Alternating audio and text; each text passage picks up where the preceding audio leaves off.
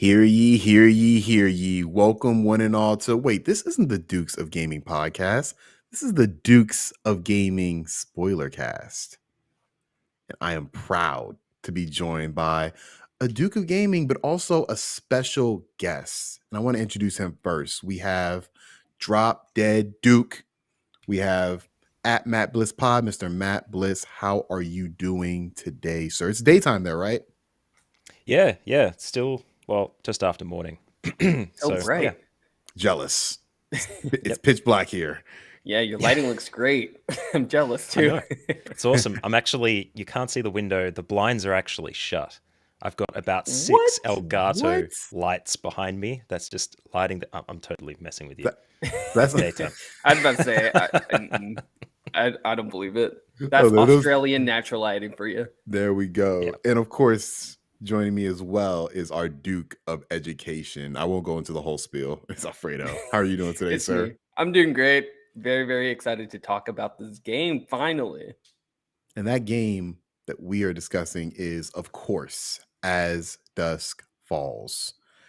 It is exclusive to PC and Game Pass at the moment, but I hope everybody with every console is able to play this game. That's my initial thoughts on it. But just to get initial thoughts, I want to start with Matt. How do you feel in a non-spoiler way about As Dusk Falls? If I was feeling non-spoilers, I would say that it does its job incredibly well as a narrative game with an interesting art style. I think it's not the best in its field, and I've got a feeling I mentioned to you guys just before we started, or earlier when we were chatting, that I'm probably going to be the antagonist of this episode because I know in standard Dukes of Gaming episodes you've gushed about how much you enjoy it, whereas I kind of felt like it ran over time a bit. I think it was a little bit long. Okay. That's probably just not spoilery enough that, I'm not saying enough. But I like yeah, look, it was a great game. Did what it did incredibly well. I think it's done some things in terms of the narrative choices better than others, but, it's not best in its class. Fair enough. Interesting. Alfredo, how do you feel about As Dusk Falls? I mean, in a non-spoiler way, please. Of course. Yeah, I'm a little offended on behalf of, the team at Xbox that you didn't just outright give them the trophy, Matt, because they deserve it, quite frankly.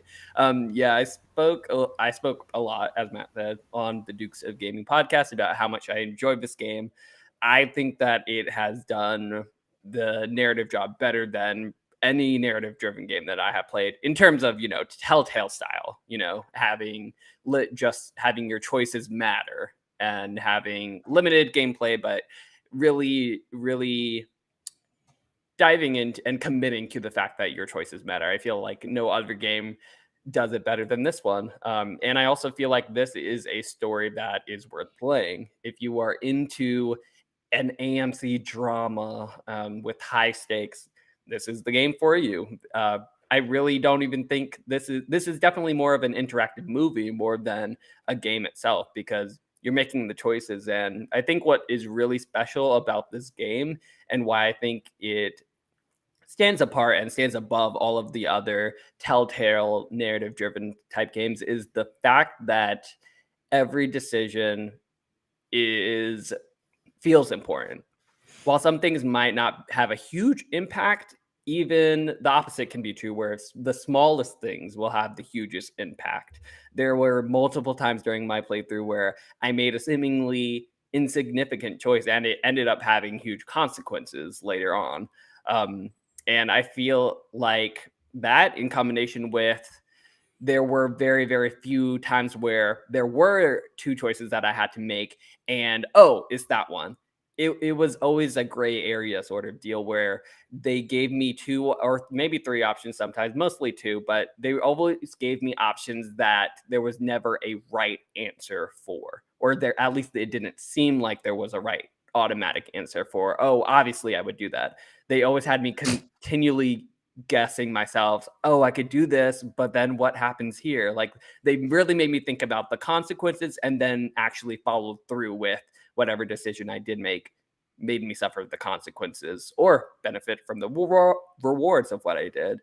So just by that alone and having a good story, I didn't think that it outstayed its welcome. I thought it paced itself pretty well, but I'm sure we'll get into all of that once we get into the actual chapters and the books that this game was split up into. But yeah, can't say enough good things about this game. And I feel like I'm somewhat in the middle between you two because I like the game a lot. Like I really had a really good time with it. I do notice flaws with it from both if you try to compare it to some of the best narrative games ever, and also when you try to compare it to like AMC or like FX shows. I think it falls short of both of those things. But that's not to say that I don't enjoy this game. I think the choices that you are able to make that, like you said, Alfredo, seem very inconsequential, but then turn into such crucial like parts of the story in a way that like upon replaying the game, I'm like I told you all, I am about 75% through my second playthrough and just the little things. Because I designed my second playthrough to say, let me make the exact opposite choices almost of what I did the first time. And let's see where the story goes. Let's see how many people I can keep alive. Let's see. And it's so crazy how little things completely morph the story where I'm seeing scenes, like really crucial scenes that I'm seeing for the first time my second playthrough. And with a lot of narrative-based games, like, yes, choice does matter in terms of like different dialogue conversations, but a lot of times not entire scenes. Like, not entire scenes are altered. Like different conversations might be had, but this game, and maybe it's due to the fact that it is made in this style where it's not like rendered, or it's not like 3D rendered for the most part. There's elements that are, but for the most part, we're dealing with this motion watercolor. Watercolor art style, yeah. Yeah. And It's I a mean, little bit to get used to, but it is. And I remember like we had a conversation when we first saw it at that Xbox showcase. Like I said, I think that looks horrible. Yep. And I was And like, it's not that bad. After 4 minutes of watching it. Yeah, I think this game lends itself more to you got to sit here and watch this for at least I feel like 10 minutes. And then after that 10 minutes it clicks. I don't know. How y'all feel about the art style in general? I think it was perfect. Like anyone who's doing video design will tell you that the audio should always be 100% all the time. But the brain can forgive video. It just kind of clicks into a rhythm. And it seems like from looking at this game, a frame every 2 to 3 seconds is okay for the brain, which seems pretty crazy. But I just want to jump in and clarify that I don't hate this game. Like, we're set up now for me being an antagonist, but I think it's terrible. You're the antagonist of this group. You can't take it back now, man. You are still a fan of this game, I assume, right? I enjoyed it, and I'm a reflective person. I look back on the experience of it, and all the things that you guys have mentioned already does make it amazing. And I think the art direction is part of what makes it that kind of amazing as well, because if you think of Detroit Become Human, that game was epic for a number of reasons. It had the same kind of style as this. It was choice-based. It was about narrative. Choices have impact. But also graphically, it kind of stood out a bit because Quantic Dream is just that kind of studio. But here, it takes a step back from the graphical fidelity and pushes you to experience the game in a different way than you normally would, which is what games should do. It changes your experience. And that tied together with the idea that there's no way to min-max a run, there's no right or wrong choice, there's just a set of consequences for those choices, does make it that level of interesting that's, a little bit weird. And then in terms of the art style, we've got The Quarry and Until Dawn, both games that are the Man of Medan and all of those follow-up games as well. They're all kind of like facial animations. And this one, I found out only recently that Vince, one of the characters in it, isn't voiced by the bloke who's portrayed in the watercolor. It's by the bloke who did the voice of Adam from Deus Ex. I haven't played Oh. it. Really? Yeah. I did not Me catch neither. that at all. Yeah, I was watching Alana Pierce's channel, YouTube channel, and she recently did a voice acting interview with the bloke. I can't remember his name, but clearly it landed well. But yeah, that's the whole art style, I think, is telling of this game being different. You don't go, man, that looked great. You're like, oh man, that happened, and then that happened. And I've got a feeling a majority of our discussion here is going to be a lot of that. Like you said there, Thomas, that you're finding out that there are entire scenes and lore buried in this game that you didn't get in the first run through because it wasn't there because you made the wrong choice. I think burying that content well and making there a larger yield if you play the game again, that replayability component of it is just, it makes it an amazing game, but not the best in its class. I will stick to that. Devil's advocacy, not hatred. Devil's advocacy, let's call it that. I want to put Alfredo on the spot. Oh gosh. So, are you standing by? I want to know for sure. Is this the best narrative game of all time? Ooh. I'm not ready to make a commitment quite like that. I think what we Is need it to in do, the top 5? I think we have to list the best narrative games because there's a difference between saying like this is the best narrative, like one of the top 5 best narrative games, and this is the best story-driven choices matter game. I think there's a huge difference in that, and I don't think it's the first one where it's the best narrative game. Well, at minimum, it's already 4 because you have to put Mass Effect 1, 2, and 3 right in front of it. If you're doing choice-based narrative games. Can I make your decision a bit easier? Because it's funnily enough, this has very quietly been a story game year where we just came out of Gamescom and we've got new Tales from the Borderlands coming out. We've got a Telltale game coming, The Expanse. Yeah, Plague's Tale, which is very narrative heavy. Yeah. Yep. There's all these games that have come out that are choice-based in the hole that Telltale left when that whole company kind of just blasted apart for whatever reason.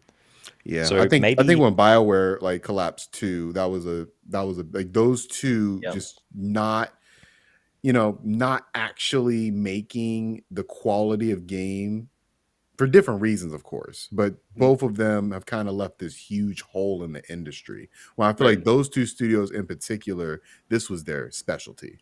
Yeah, and Supermassive, and we already got The Quarry this year, and we're getting their second game in November. I would say Supermassive is more of a response to Telltale. Like they're the ones who are filling the gap more than anybody, because they came on right. I feel like Until Dawn was like in the middle of Telltale's prime. Definitely, yeah. And right towards the end of BioWare's prime, if that makes sense. But again, Supermassive's doing a good job of filling that gap. It's hard to, I guess, put Supermassive in that same area. They're in the same area, but it's hard to say like they're exactly the same because, Supermassive stays in horror land, horror B-movie specifically land. So horror and very, very super different realism, from like drama. Photorealism is what they do. When they advertise a game, let's get Hayden Panettiere in there and use that as a way to advertise it, Right. Exactly. I will say out of the games I have so far that have been narrative driven, I do think it's the best narrative game for hands down this year. That includes a game that I haven't finished, Horizon Forbidden West, but I'll get there. For so far from what I've seen, this is a better story. But I do want to jump back. That's a hard question. Oh my god, I didn't even that's a hard comparison. I think it's pretty narrative is huge. It's massive. Yeah, but I do want to jump back real quick and answer the watercolor or the art style of this game as well. Yeah, it's certainly unique. I had the exact same experience as probably both of you guys where we first saw it and we were like, "Ugh, don't know about this."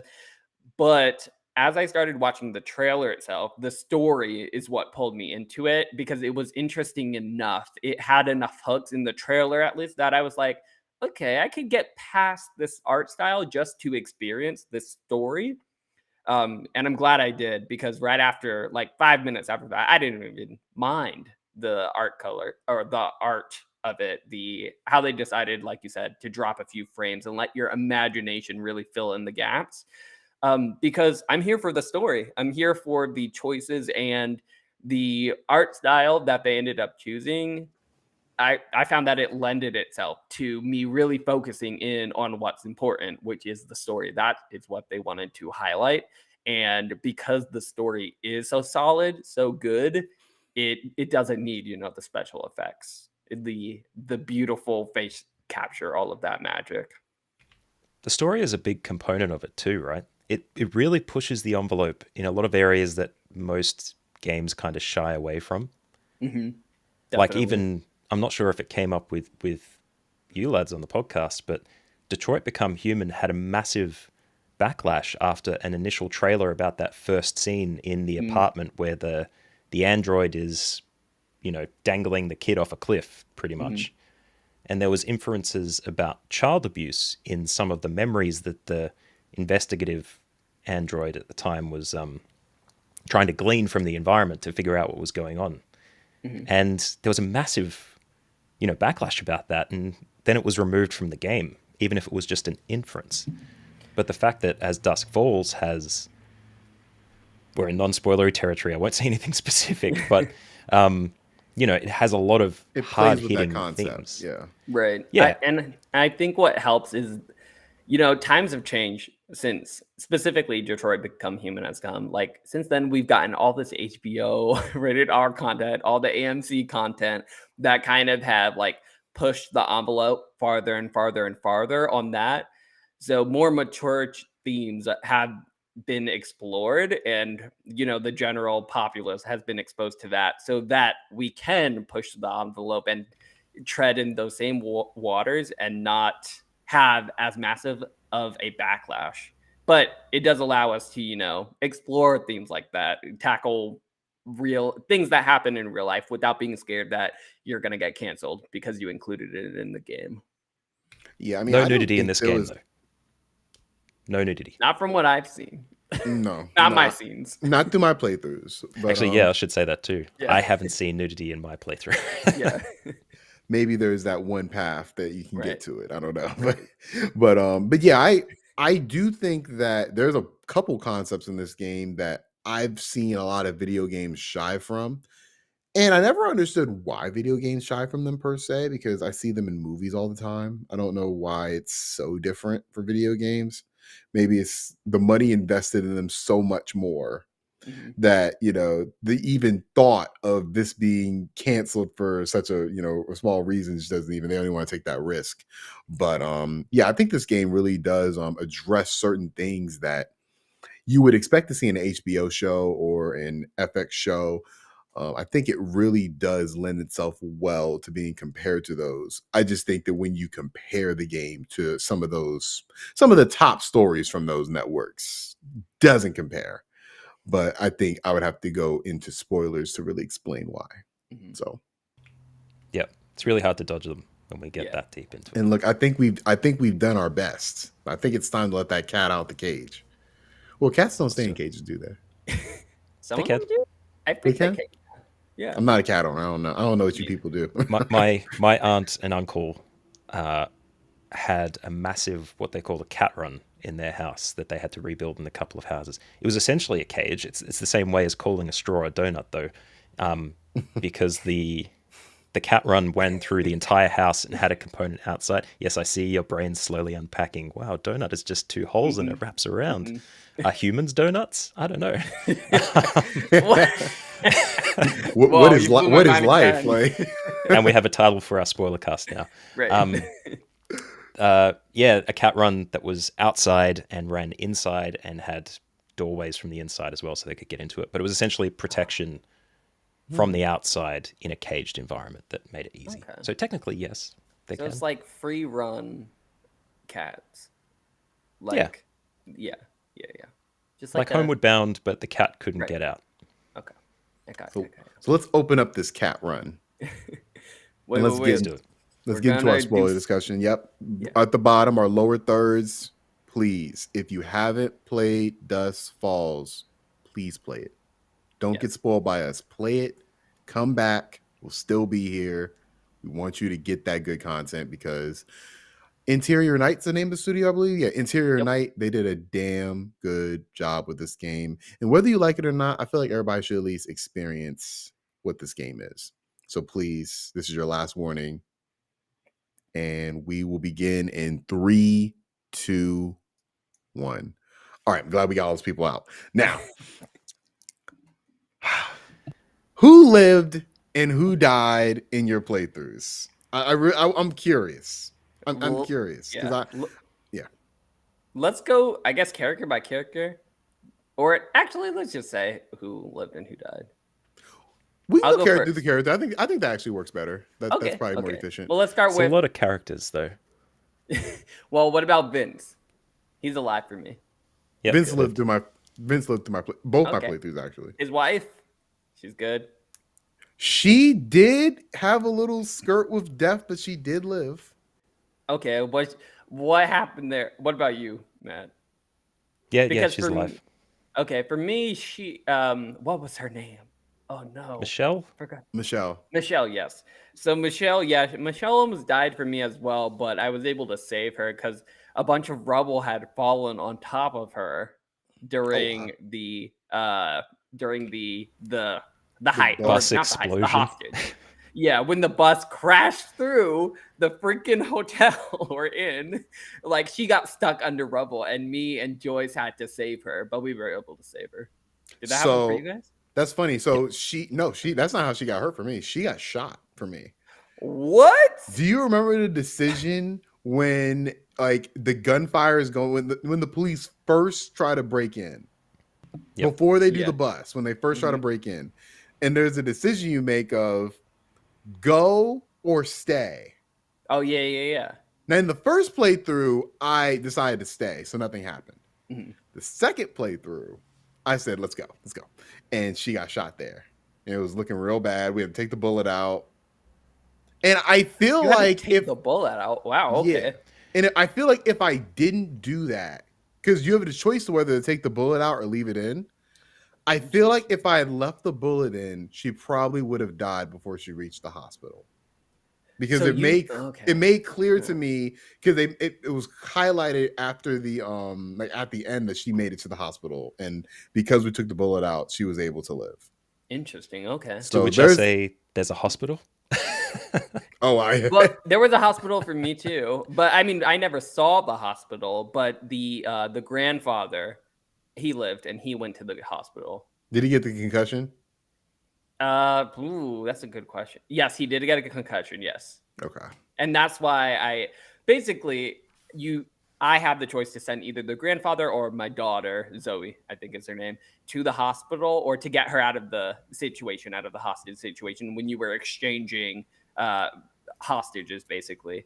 So for the food outside. And I chose, instead of sending my daughter, I chose to send the grandfather. And my reasoning for that was because he got a concussion, and I knew from a previous conversation that I had with him, I talked about Thomas with this a little bit, but basically, in the very beginning of the game, you have a choice to talk to your wife or to the grandfather. And the grandfather said he has something to tell you, but you're also having marital issues with Michelle. So you have a decision who you're going to talk to. And if you do end up talking to the grandfather, you have a conversation with him where he tells you that he basically has a tumor. Did either of you guys get that scene? Yeah, No, I in my chose first to playthrough, massage yes. my wife. Oh no, yeah, he tells you he has basically he's gonna die any day. That's what happened to my first playthrough. I talked to him and he told me. But did you get the second half of that conversation? Yes, I think I talked to you about this because at first you didn't choose to talk to him, and I told you a little bit about No, I did. Oh, you did? Okay. Yeah, I did. Well, I chose to talk to him the first time. Yeah, so that was my reasoning for sending the grandfather, because basically we knew that he has a tumor, and if he got hit in the head in the same place as the tumor and not getting that hospital need, he would probably die. So I sent him out instead of keeping my daughter. And on the way out, walking this man, he told me that he made up that the fact that he had a tumor, which was just a huge mind blow to me. And basically after that, I cut off all. You have a choice of cutting off connection from him because you're kind of estranged at first or not. And after that, I just completely told him to cut off connection because that was just too. That was like the last straw I had with him. But yeah, interest. But he survived. He survived. He was at the end, and he had a couple of scenes at the end with Zoe. At the end, she went to see him and all of that. Did he survive in your playthrough, Matt? Yeah, he did. I think those two, depending on our discussion about what happens at the end of book 2, I think they have plot armor for the majority, especially Zoe because she is the first character we see. Right. I as think an older Zoe's. person. I think Zoe. There's two characters who I feel like cannot die. Her and Jay. I feel I like don't know if Jay can die. Well, he didn't for me, but I don't think Jay can die. Like I really was trying to figure out like how would he die? I was well, really trying he to think it through. definitely can die at the end. I'll tell you that much. At the end. Yeah. Really? Awesome. Yeah, he can Okay. die at the very end of the game. Should we go into that now? I don't know. Let's go through the rest of the characters. Okay, let's do book 1, I guess, and like talk more about book 1. But yeah, we'll any get other back to that. any other big time? Oh, the brothers. Yes. There was one for me where there was Tyler? the second shootout. Yes. No, what happened? I think it was the woman who runs the hotel. Joyce. I hate Got in a her. grapple, like got on the ground and like kicked him in the chest, and he caught a bullet and he died. That's what happened to me. That's what how happened. he to me. died in both of my playthroughs. Like, I think it's a always scripted. dies. I think it's yeah, scripted. I don't think you can keep him alive because there was one situation in my first playthrough where when they went to go get the pizza. Yep. Was it then? No, it was, And he no, had I'm the sorry. sniper. That's they not tried the to snipe pizza. him. He actually went out another time after the pizza, and Vince goes with him, and Vince sees the sniper trained on his forehead, and you can either warn him or you don't warn him. And the first playthrough, I didn't warn him, so he got sniped immediately. So you didn't like this was shocking to hear. You didn't like Jay, or sorry, you didn't like Tyler. Did you? Whose side were you on? Because basically, you have to make decisions to either be on the side of the family or to be on the side of the sheriff. I was on the which side of the were you on? sheriff the first playthrough Okay, why? because I was like, I know Dante, he's shady, but Dante, he has he's to not work just shady. somewhat within the law. Like Does that was he, my. though? I mean, he has I to work. He has to work more within the law than the literal burglars. I don't know about that. Yeah, I I think we're revealing more about ourselves than the game here. But anyway, Right. go on. Right, because what I was thinking when I made a decision, I was always for the family because Dante was super sketchy. And the fact was that Dante, we break into his house in the first part and we find out he has all this money in the first place. Where would a cop get all this money? Clearly he's dirty. But Dante, I don't know, his mannerisms, the way he carries himself, I hated Dante and I did not trust him at all. I thought he was going to use me and throw me out the first chance I get. With the family seemed like they were in the wrong place at the wrong time. They made a stupid mistake and it got out of control. And I wanted to, I saw that and I wanted to give them a chance to. Here's the thing, fix the family made certain decisions like in my first playthrough that made me not fuck with them at all. Like the what? main one is when what's his name? The big officer comes in, who always comes into the motel. Yeah. And how that transpired. So as Vince, I basically like said help. I revealed that things are going haywire, and Tyler shoots him in the chest. That never happened to me. And so that was my first. I was like, oh, so these people are capable of killing people. Okay, that's a little different than what I initially thought. I thought the same thing you thought, that they're like just in a bad situation, but no, he shot him in the chest like immediately. So I'm curious about that because, like, obviously me and Alfredo got that. How fast did things kick off after that for you? Because they shot the cop immediately. They went, okay, this is a hostage situation now. Lock everything. put the vending machine in front of the front door. We're getting That ready for happens, a stay-in. in both my playthroughs. Because the second playthrough, I wanted to see what would happen if the cop lived. Yeah. And yeah, the same sequence of events happened at the same time. I Okay. think they were going to come regardless of whether the officer was shot or not. Interesting. But did the cop just leave? In my Yeah. second playthrough, he did. Yeah, for me, he just left. I didn't say anything. And I saw him He just again. Like left. he came back. He came back on the story in some small way Mhm. later on. But yeah, him getting killed by Tyler. Like, and that's like my first big impression of Tyler. Mhm. I'm like, Well, I don't yeah. trust these people because they're willing to kill anybody. Like, Here's the there's this thing. weird feeling. Here's the thing. I didn't trust. Well, did Tyler shoot him? Tyler shot him. Yeah. The middle child? No, Tyler's the oldest. Oh, who's the middle one? Dale. Oh, Dale. Dale's my favorite. Dale. I do like Dale. Like Yes, I Dale is don't awesome. hate Dale at all. Dale is cool. Jay's cool. Tyler and his mom. I agree. I don't. And like them. yeah, and I also didn't trust Tyler. But I already had a feeling, from the previous scenes, from being Jay and, recognizes Tyler's clearly, the ringleader, to not get on his bad side. Because I knew if I was on his bad side, it would be bad for everyone. Someone would get shot that I didn't want it.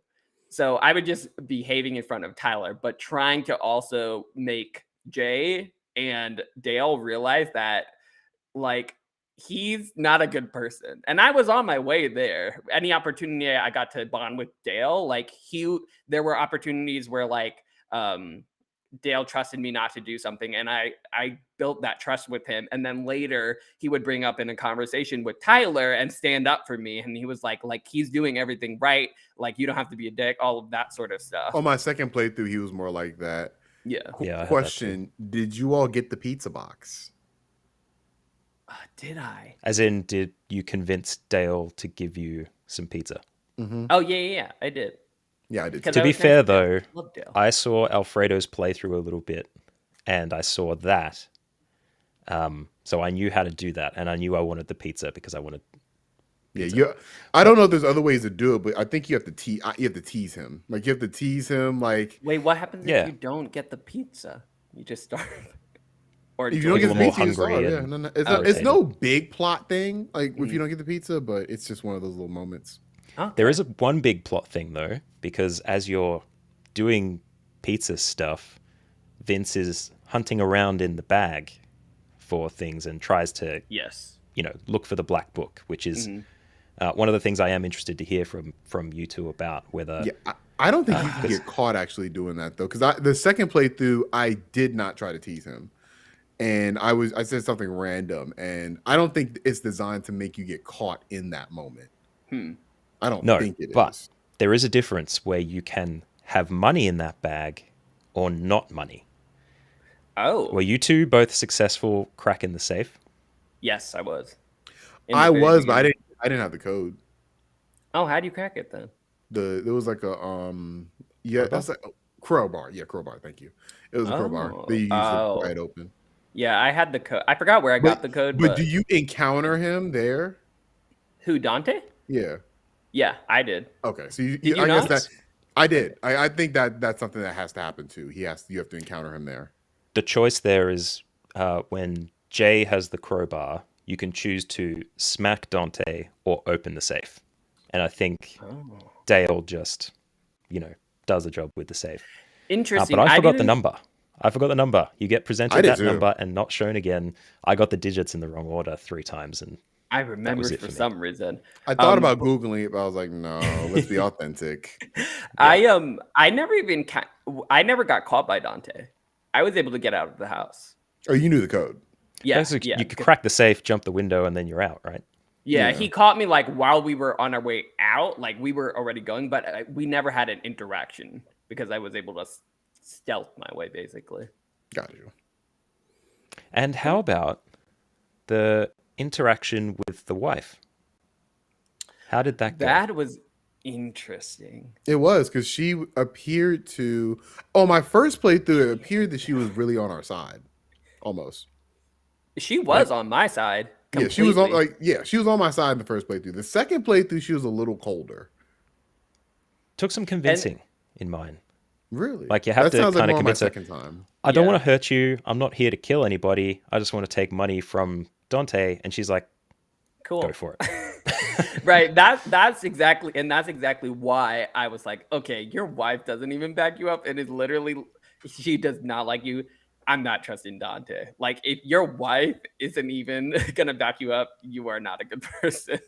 Yeah, fair enough. No. Yeah, he's not like he definitely to me it felt more a lesser of two evils for me because it fundamentally was between him and Tyler, and I'm like, ooh, like he seems How? bad, but Tyler is like Tyler just to me like when he shot the cop, I was like that takes a little bit more than I think it's like chaotic evil, which is like Tyler. Like, you don't exactly know where he stands, what he's gonna do, versus just true evil, which is Dante. You know, he's not. He's just bad. He's bad news. I don't think he's true evil. I just think he's corrupt. Like I think I think he's mean- truly corrupt. Like I don't think he was like. I don't think he was pure evil. I think he was, I'm not trying to have my secrets out there, and I will do whatever it takes to make sure my secrets don't get out there. To me, that's not evil. Yeah. That's not evil. That is self-sufficient. That is like self-sufficient. Self-preservation. Okay. Self-preservation. Yeah. Or self-preservant. Would that be it? Self-preservation. Yeah. Mm-hmm. Okay, so that's the vibe I got from him. Not I'm evil. Mm-hmm. What about towards the end in book 2? There are some interactions that maybe you didn't get that I did. With who? That, so this was in the maintenance man's trailer thing. Oh yes. Yeah. Mm-hmm. Where in book the 2? mother. I think it's book 2. Might be. Yeah, I think it's book 2. It's book 2. It's book 2. Okay. He's right. Yeah, this is just before being in full spoiler territory. He gets the choice to help the mother out. Yep. And for some reason, you expect more story there, but they just escape to Cuba and steal a bunch of money. That, if you have the black book, what? Oh, you didn't get that? So I did not trust this woman. So you just told her to I didn't. get out. I'm with you. I didn't. When she came to his house, I was the entire time like, what are you up to? Because and I'll also say that I feel like that was a weakness of the story because I feel like that plot point came very randomly. It kind of a lot of it was random. She was introduced. I feel like she was introduced way too late in the story. I feel like they laid the groundwork fine for her to do that. And the way that she kind of came on to the janitor, I'm forgetting his name, but she was very much like I need help. Remember when we were lovers and all of that. Like, just help me this one little time. Everything will work out. She was kind of like that. So it was like very clear. But it seemed like to me she was manipulating the janitor and then would throw him away at any opportunity. The crazy thing is, like in my second playthrough, because I thought the same thing, Alfredo. Like as soon as she came there, and my energy was like, You're not getting anything. Like, that's how I was. And then when Dante came in, I'm like, all right, give me the option to sell out this lady. Give me the option. I just clicked it.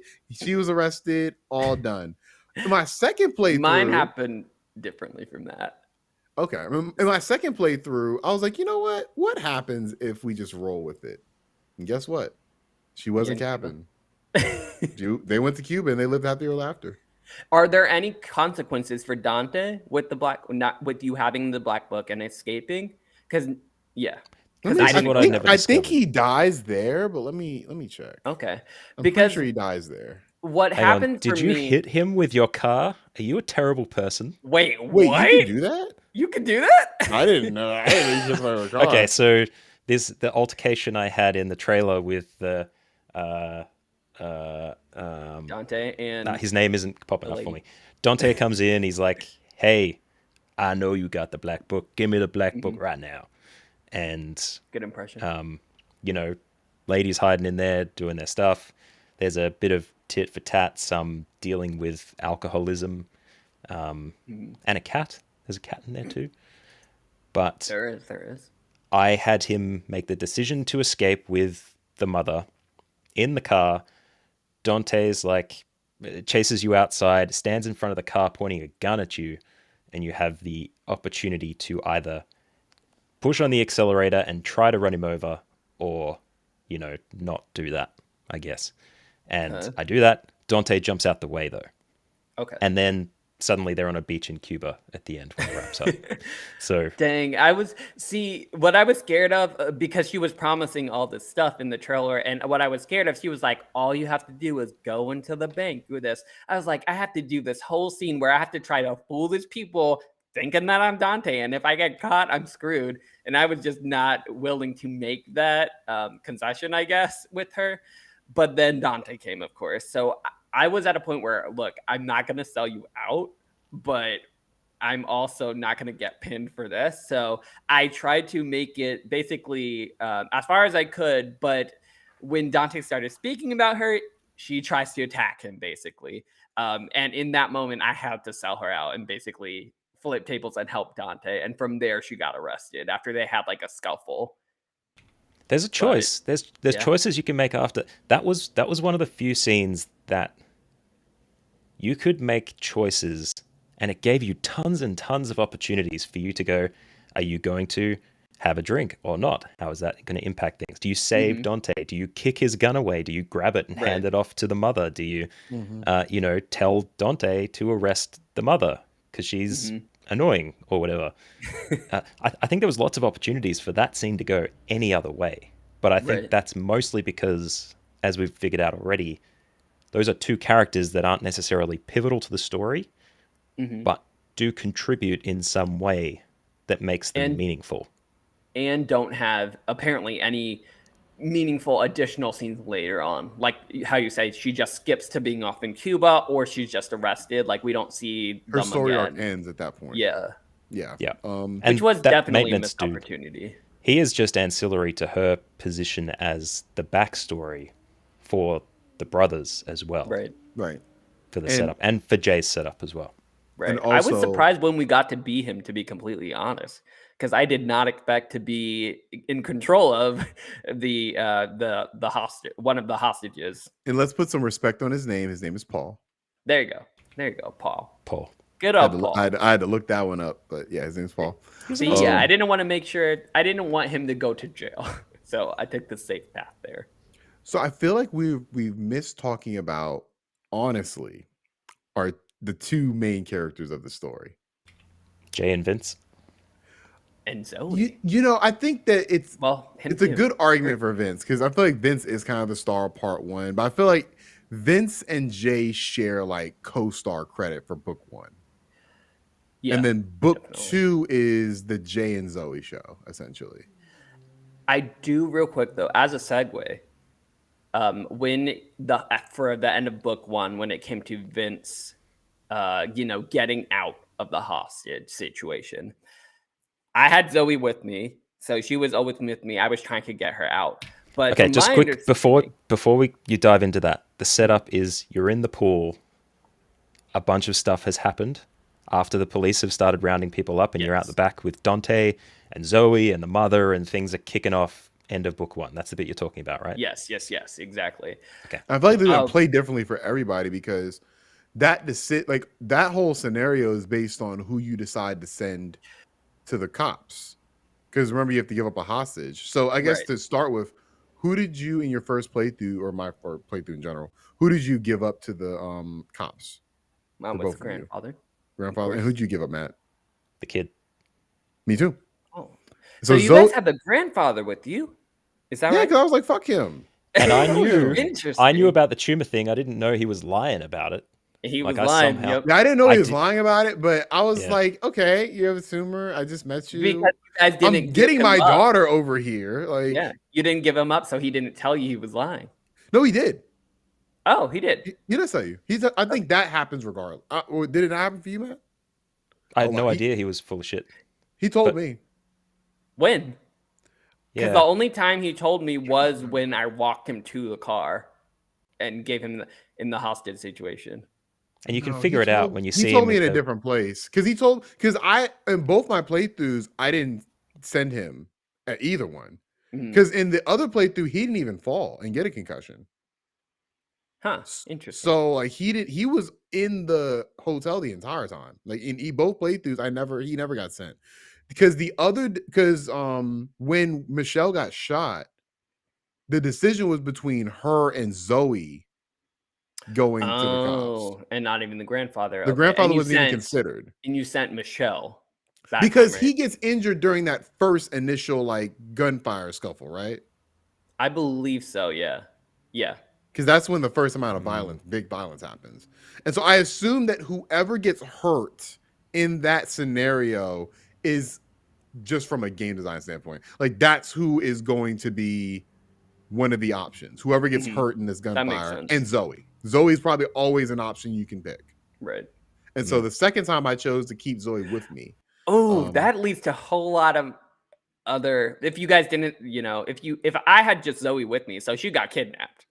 Yeah, and that's Eventually. honestly that is the crazy part to me. Like that's where the game really like the second playthrough. That's when I really understood like, oh, there was a lot of different ways this could go down because Zoe was almost completely removed from the game for a bit because she was with the cops. And it Right. honestly became a different scenario because now Dante is kind of threatening my daughter's safety because he's with her. Why, And I'm yeah, like, why did oh my yeah. God, this is but honestly, like nothing really happened to her, which Mhm. made like the end in my first playthrough feel a little weird. Right. Because like It she makes had sense a to lot of me, she had a though. lot of residual, like she was like, this really affected me.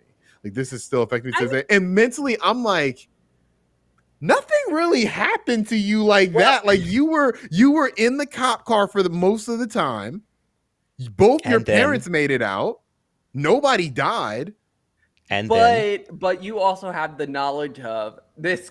You could have got kidnapped. Like this, all this stuff could have happened to you. No, but it's like in my second playthrough, like and look, maybe I'm a horrible person, but I'm like, let's fuck this kid's childhood up. Like, let's do it. Let's do it. I got the parents divorced the second time around. Oh my God. I kept her in the hotel. We have to talk about that. But yeah, I wanted to ask you guys Yeah. during the standoff. So I sided with the family, so I helped them get away, or they left me with my daughter, and it was me versus Dante. Basically, I had to fight Dante because Dante was trying to kill me because basically I didn't follow his rules and I never sided with him, and I knew That about in my the Black second Book. playthrough. So yeah, so I had a whole standoff between him, but In the bathroom? he didn't die after I was able to electrify him. Basically, In the bathroom, right? yes, I electrified him in the bathroom to get away from him.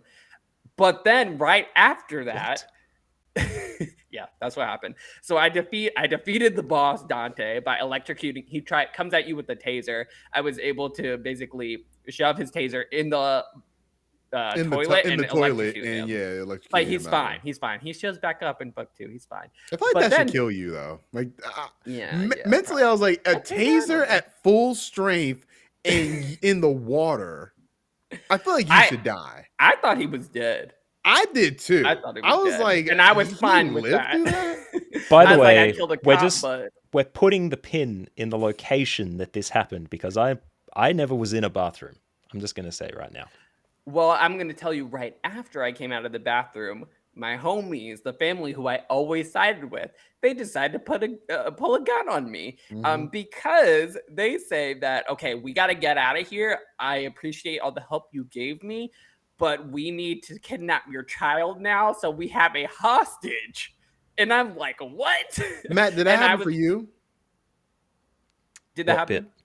Like to What make I'm a talking decision, like in terms of like getting in, like the Holtz have to take a hostage. Did you have to get a decision like that of who's going to get in the Yes. car? So all that happened to me in the pool because I just recalled I was in the bathroom with Dante at some point, but there wasn't an altercation there. The altercation happens in the pool out the back after all the stuff has kicked off, like the bus has exploded and all that, and you're having a fist fight. But I also had a fist fight with Tyler in the pool because he was like, you know, you were doing naughty stuff, don't like you. But also you had a choice because Dante had brought the kid, even though I sent her outside, using her as a hostage. And then the mum picked up the kid and held her as a hostage and said, what are you going to do? And then Vince offered himself. I had Vince offer himself to replace the kid. That happened in I my did first. too. That happened in my first playthrough. I did too, but they didn't listen. Yeah, They said that's no. in the playthrough I did in the second time, Alfredo. It was more like yours, where there really isn't any choice. Like Zoe's getting in the car Yeah. like in that playthrough where if you betray the cop, I feel that happens. If you don't, like, did you betray the cop in any way, Matt? Yeah, Or did you he kind of got. follow? Did you follow his like lead in terms of like not telling Like the on the family where book. what the pager was and Mhm. everything? Oh, Vince dropped the pager at some point and fumbled or coughed But you or didn't outright farted or tell them that you something. had the pager, right? There was a small altercation where I said I didn't offer the information, but it came up at Okay. some point, so they knew Yes. about it. But Alfredo, I'd you left offered it, Dante right? outside the pool. Yeah, I shared everything with the family. I told them about the pager, everything, and after that, they still tried to kidnap. And that's where I put my foot down. I was like, okay, I helped you every step of the way. You're not taking my kid. You're gonna have to shoot me to do it. And That's why I think they're shitty Jay, people though, because either way they end up they end up either taking Vince or Zoe or just Zoe. well, I what was interesting was that Jay was the one to shoot Vince for me. really Yeah. see in that standoff, Jay had the gun up, but hmm Jay didn't shoot. I didn't think he would shoot. Sharon shot the leg. Sharon shot his Yeah, leg. I didn't think I basically called Jay's bluff and he shot me for In the the head? But family. did you have enough interactions with Jay to I convince him did, that you but were and mates? what was crazy is that they showed me why he shot. They did like a little flashback why he shot me in that moment, Yeah. as What opposed to was it? letting me go, even Oh, though I was because of the next to interaction him. with the father. It was because of his father. And the crazy So thing is, the interaction with the father for me caused him not to shoot. that's Yeah. crazy. And Sharon shot me instead. So in the leg. let's talk a little bit about this father. Who he So honestly, I'm there. not gonna lie, in terms of like characterization, I don't like this person. But I think he's the best character from a character like written standpoint. I I think feel he's like a they very did a good he's job actually a very all complex around. character, I think. Yeah. Moral evil, I would call it. Yeah. Yeah. Yes, definitely. Yeah, Bear is what they called him, and he's the reason why the family tried to get money in the first place. Because what happens in the flashbacks, at least for me, with the family, is that Bear borrowed money from the wrong person. He eventually, the loan shark, one of the loan sharks, comes to the house, and there was an insignificant choice of basically like Bear drives him away, and I had a scene where Jay was in the house alone with the loan shark eventually, and he's like, and basically I gave him the gold watch from my father to kind of pay off Okay. the Yeah. debt. That makes sense. I was like, here, have this. And that screwed me so hard. Yeah, honestly, that's that's funny you say that because that is the decision that really makes that happen. Because Yeah. for me, I gave him the watch, hmm Me too. and I don't know what happened with that, but I gave him the watch and just the interactions. The second playthrough, I was very negative towards Bear. The first playthrough, I didn't give up the watch. I kept it, and I was more so on Bear's side. But yeah, I think that those decisions in that like specific flashback really changes how Jay handles that decision. Because yeah, Well, that's crazy. I didn't know that there's even an option for Jay not to shoot Vince, but wow, it's crazy. yeah, well, it ended up being like a chain effect for me because I gave him the watch. Then Bear was pissed, of course, that I gave him the watch, and he went to go find this guy to go get back the watch immediately. And I don't know what happened with you guys, but basically, he drives me, he drives you to the woods at night and shows you that he's burying this guy and he got the watch back essentially, and he needs your help. Then the guy wakes up. He didn't even properly kill this guy, and you have to make the decision to kill him or not. I didn't, of course, and and he ended up escaping for me. Matt, I won't judge you either way, but did you opt to leave that guy alive or? Yeah, what happened? I left him alive. Yeah. Okay. I did too. In both Okay. playthroughs. But I don't know what it was. I couldn't kill this dude. I don't know why. Yeah. Both playthroughs, I made the opposite decisions for most things, but that was one where I was just like, no, because it's not even like a mercy kill. He's like legit alive. He's legit up I Hmm. can't, especially because he ran away right afterwards. Like this dude Yeah. was not even close yet. I thought Bear would finish the job, but nope, he just got away. And then right after that, did you guys get the scene where Bear tries to commit suicide? I feel like that happens regardless. Okay. Yeah, Because they that's give a that pivotal warning one. at the beginning of the chapter that Mhm, this is mhm. gonna happen. I feel like that's an inevitable. I think how you handle it is different. Okay. What And happened in that instance for you guys? first playthrough, I did not let him kill himself. Me too. And he just runs away from the family. Okay. He runs away. No, he's Really? he's hospitalized. Yeah. Is that what happens? Maybe That what you might happened be to right. me. You might be right. I might be wrong Okay. about that. But he's out of the picture after that.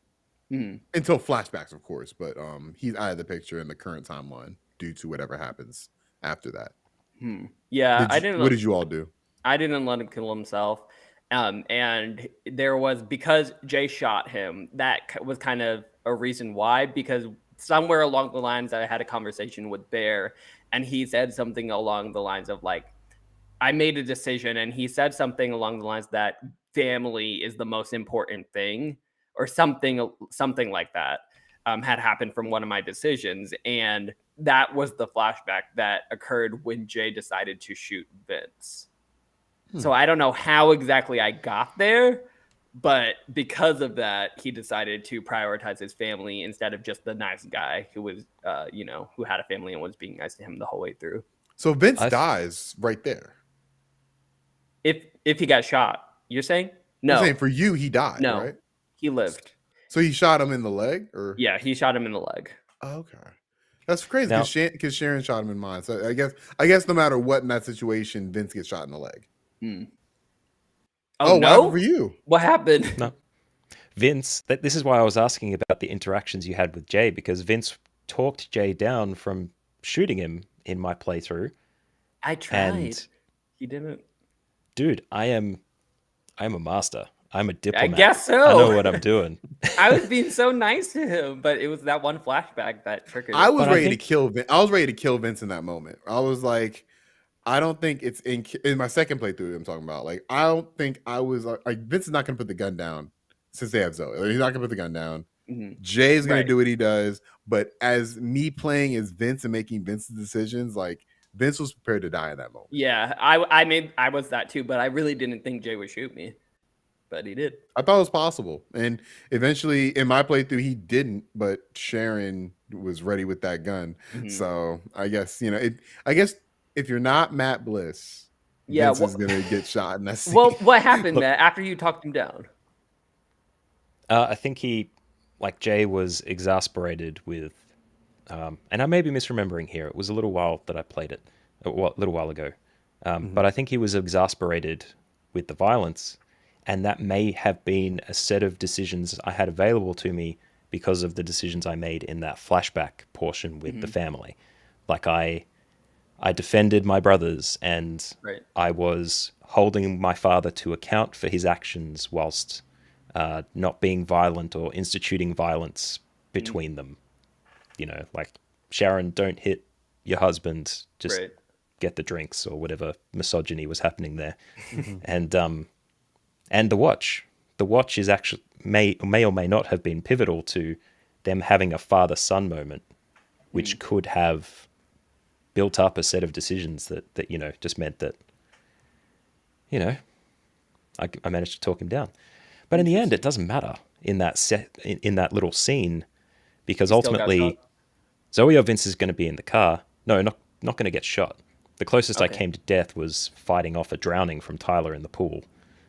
And I see didn't that even get in the happened in my pool. first playthrough, but not my second playthrough. I never got in that pool. Yeah, the pool was big for me.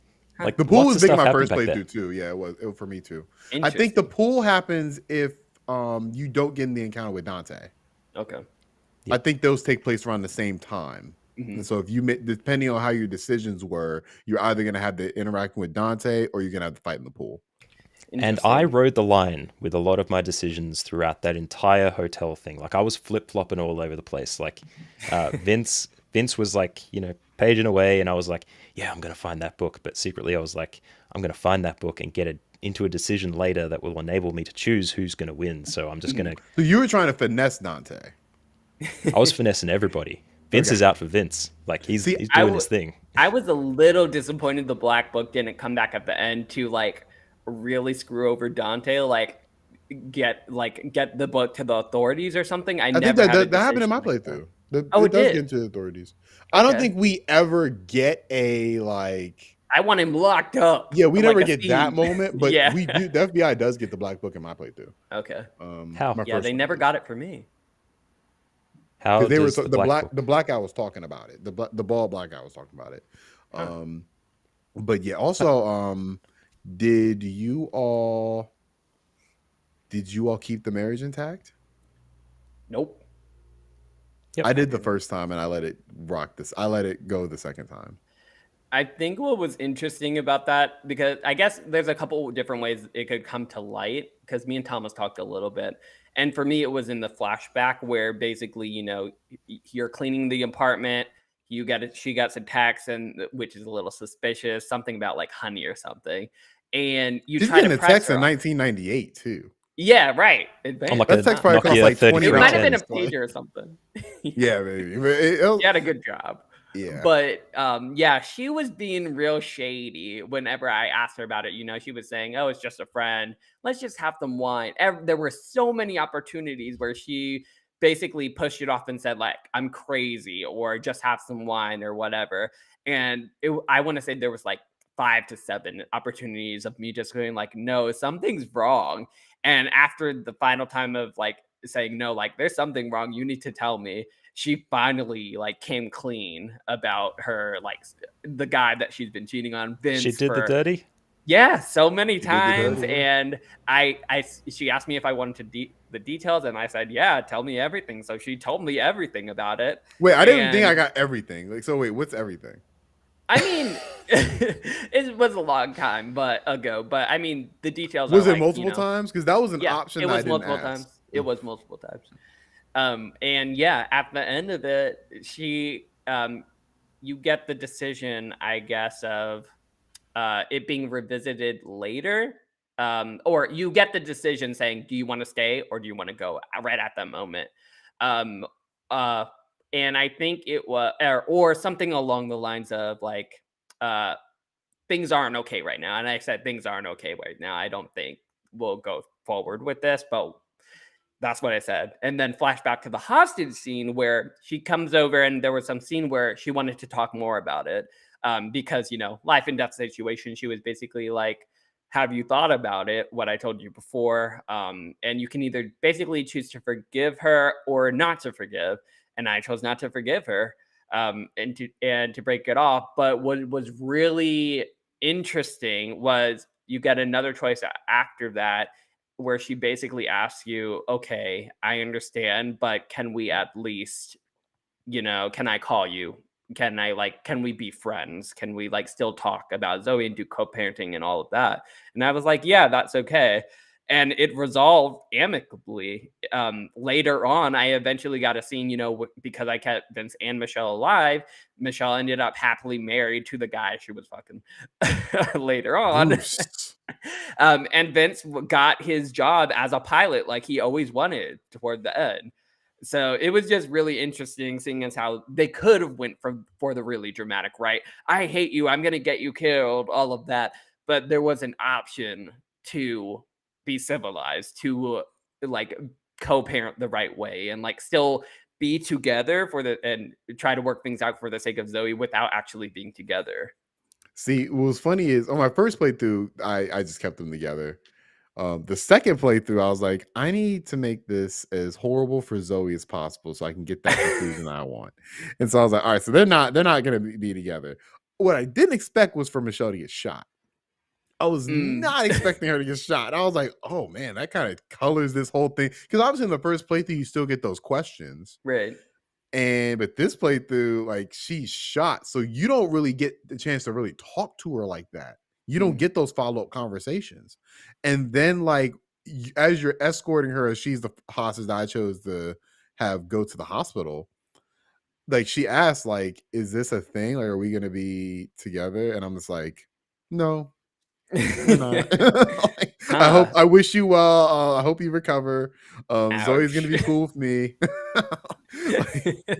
I'm like, I want this girl to suffer because it doesn't make sense because for me, my first playthrough, I'm like, that was the one flaw that I'm like, dang, like I feel like she didn't go through enough to be like having these PTSD-esque like moments. I mean, for me, she didn't really have any PTSD moment. Oh, you mean Zoe? Zoe. Oh, okay, Zoe. okay. I thought you meant Michelle. I'm like, this night, like, would it be a little stressful? Yeah, but there was no residuals in my first playthrough. Like, they got back together. She didn't get kidnapped at all. Like, oh, well, she did for me. But I'll tell you what, it's a payoff. It's a good payoff because at least for me, and this isn't an entry into book 2. We're still talking about book 1, but I saw nothing of Vince after he escaped the car driving into the woods, being a hostage.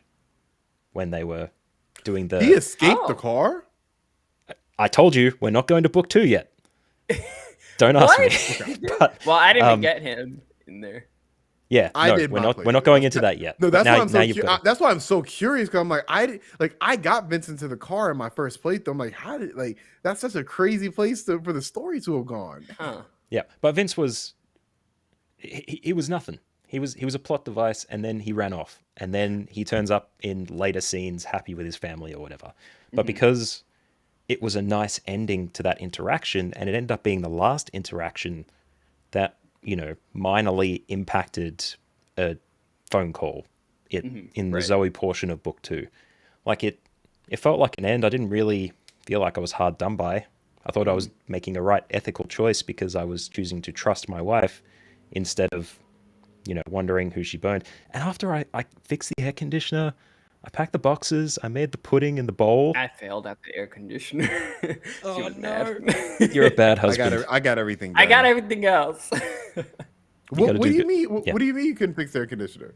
I don't know. There was something I didn't do right. You're just tapping buttons. What do you? Wait, I missed your some mouse prompt, and it was like, well, you failed. And I was like, oh, I got everything else. She'll be fine. She was not happy. It's okay to miss stuff because sometimes, even if you're expecting it, they sneak up on you. Those little button prompts. Well, I was like, whatever. You're literally cheating on me, so I'm sorry I didn't fix the AC. You're gonna sweat in here. Able to throw it in. That's what you said. So it was fine. Yeah. Yeah. Exactly. Anyway, that was my thoughts after experiencing more of the game. Like, I didn't regret one way or the other, but I never knew that she was actually an academic guy. Yep. So that's really unfortunate. What, did you just ignore it then? When she was like, oh, it's fine. It was never confirmed with all the interactions I had, and I think I took a tautology line with it. Like, I was always trustworthy. I was like, and there was all those opportunities. Like, they didn't go away. Do I trust her? Is she telling me the right thing? Do I want to find out more? And I was like, no, man, we're about to move halfway. Oh, woman, whatever. We're about to move halfway across the country with my dad, who's a knob. Who's also lying. And yeah, massive knob from the start. I hated that guy. Anyway, maybe it doesn't matter. Maybe it's more important that Vince gets to fly airplanes. Does he get to fly airplanes, though, if he stays with Michelle? I don't think that decision affects that. I think the decision of whether to sue the airline or not affects that. That and the discussion with Jay about career decisions may also impact that too. That was upstairs when he was hiding out with Zoe.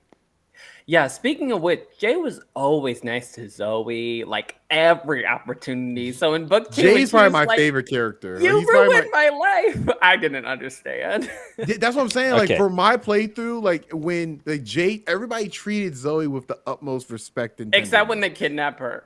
I guess. But they never kidnapped her. They never kidnapped her from our first one. So I'm like, you didn't get kidnapped. Jay's been nice to you. You have both your parents here. Like, and then we send you off to the cops and nothing really happens to you. And then the worst thing that happens is they threaten to kidnap her and then Vince's like, I'll go instead. That's the worst thing that happens to her. So the PTSD she was having, I'm just like, I mean, I could see, from her family, like she's a kid, like like there's people getting shot around you, like you have to hide upstairs. your dad is getting kidnapped essentially or taken hostage, and you don't know if he's coming back. Like I But he could came see it back. from that angle. He came back. It's not Law I and mean, Order. he was It's not Dragon fine. Ball Z. There is a mum making a decision about whether to light a Molotov and throw it at a bus to explode it with cops that are just firing everywhere, stormtroopering their way through all these people who were hostage the whole way through. It's Right. Did you speaking of Oh, yeah, that was Stormtrooper, funny. That was did you funny. They were guys get that terrible. scene?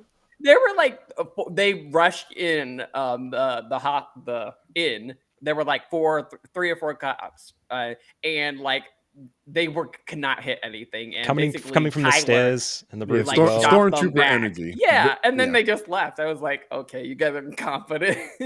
I think Tyler shot a couple of them, and they're like, Yeah. "Oh shit, he can actually shoot! Right. Quick, fall back, fall back!" Hilarious. They were really that, bad. that was a funny moment. And I think that the cops in the story were not important characters. None of them were besides Dante. But their incompetence did like kind of shown through the whole time. Except for the sniper. The sniper was Yep. pretty accurate.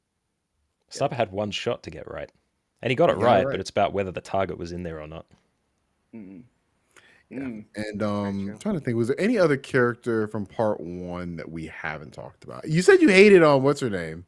Alfredo. Joyce. Goddamn Joyce. Why'd you hate Joyce? What I is hated wrong her. with Joyce? She was causing trouble every opportunity. I was just You have to like, keep- okay, this is look, fine. look. Let's all cooperate. You Joyce have to was like, keep "No." her in line because she was the wildest of everybody. In terms Yeah, of like exactly. her personality just seemed very like she needs to have her voice heard. Yeah, and she was. My job as Vince having- was to keep her quiet. Every time Agreed, she's and every so time hard. she talks, Vince was like, and this was my second playthrough because the first playthrough she got killed very savagely. Oh, really?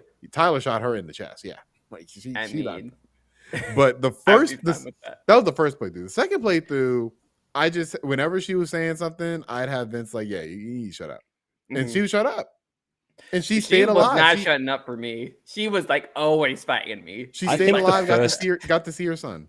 The first interaction, I think, is what dictates how the rest of that goes, because that's Really? that's very hostile at the very Mhm. beginning, and probably what put you off, Alfredo. You walk up and you're like waiting, and you can decide whether to tap the bell or just wait patiently. And then she rolls in and she's like, "You got no money? I'm not going to give you anything for no money, but I know why." So if you hit the bell, she's already hostile to you.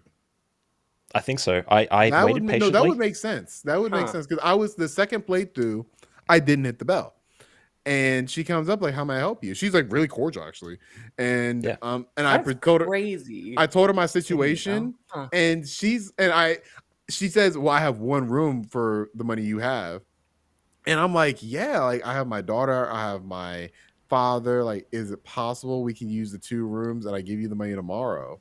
And she was Yep. like, "Don't play me, but yes, I give you the 2 rooms." Huh. So I was like, all right, Wow. like this is a completely different woman almost. Right. That's the So woman I needed, I guess. yeah, you needed to interact with her differently. All I to did was get hit a that. bell. Hey, you're being That- impatient. You hit the bell. Alfredo is Wow. impatient, man. No one was at the desk. So I see a bell. I'm going to ring it, saying, "Hey, somebody's here." It's not like it's not like I'm honking my horn. I'm just saying, "Hey, I'm here." Excuses. But anyway, What? yeah. But I was trying to think, is there any other person from book 1 that we should talk about? I don't think we need to talk about the kid because there was no payoff there. He kind of Yeah. just rode That off was in and book was. 2, though, right? Which kid? He was at the start. Joyce's kid. Joyce's kid. Oh, off he at the was beginning. I feel like he was in book 2. He was definitely was- in book 2. Very big component of book 2, but in book 1, he rode off to his Oh, mate's yeah. house before did. everything kicked off and didn't see him again. So Yep. Really? I don't remember that. That's weird. Well, we'll I don't talk remember about That's that. 'cause it was him like- in book Yeah. 2. teeny tiny. Got it. Forget And it. he wasn't like he wasn't like a point of view character, right? At that point in time. Okay, No. that makes sense. Okay. Why I don't remember him. Okay, but yeah, so that's book 2, and just Book 1. I'm sorry, that was book 1, which was called I forgot. That's a great It's like question. Confession or Expedition or something like Collision. that. Explosion. Collision. I'm there you looking go. at it right now. Collision. Book 2 So- is expansion. So book 1, I call the Vincent J show. Because of those are your Vince. Oh yeah, yeah, yeah. because those are our primary characters that we are getting this And narrative through.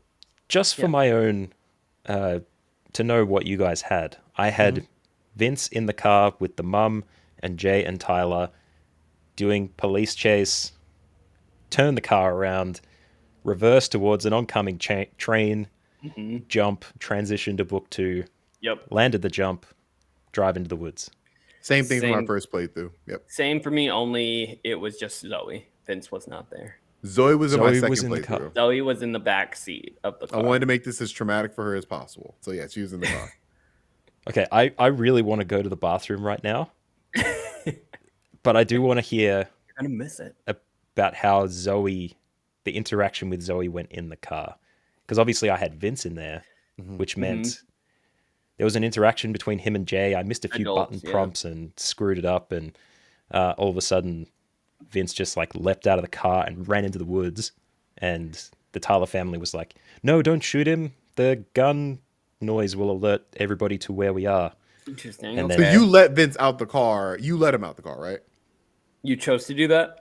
I can't remember. I think I missed a prompt. I chose to do that because there comes a point where Vince asks Jay, like, "Can you let me out the car?" And Yeah. I chose, yes, we'll let you out the car. And he runs away. And that same interaction happens where Tyler's about to shoot him, and the mom's like, "No, that's gonna make noise." That's interesting because I had a choice with that with Zoe later on after they got farther away, and I didn't let her out the car because I didn't let her out the car. wasn't gonna let. I didn't let her out the car for the Zoe- second playthrough. I was either. gonna let a kid out the car away from me and then have her Where were get you? killed. I didn't know, so I kept her safe. I wanted her close to Jay because I knew Jay would take care of her. Which, So I in kept her hindsight, with was a horrible decision because then we get into that car accident. Oh, what? So that everyone did not cut- happen to me.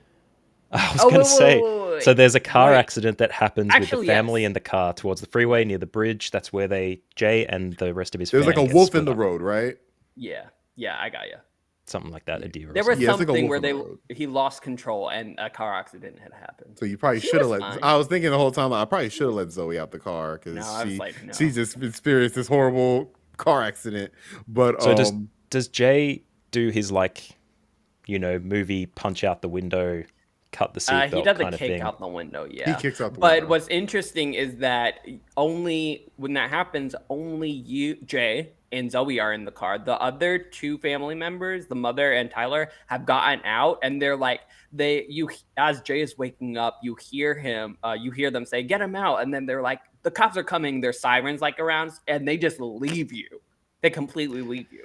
See, I didn't hear that at all in my playthrough. I thought they got thrown out of the car when it flipped because the windows were open and they were dead somewhere. Like, I had no idea.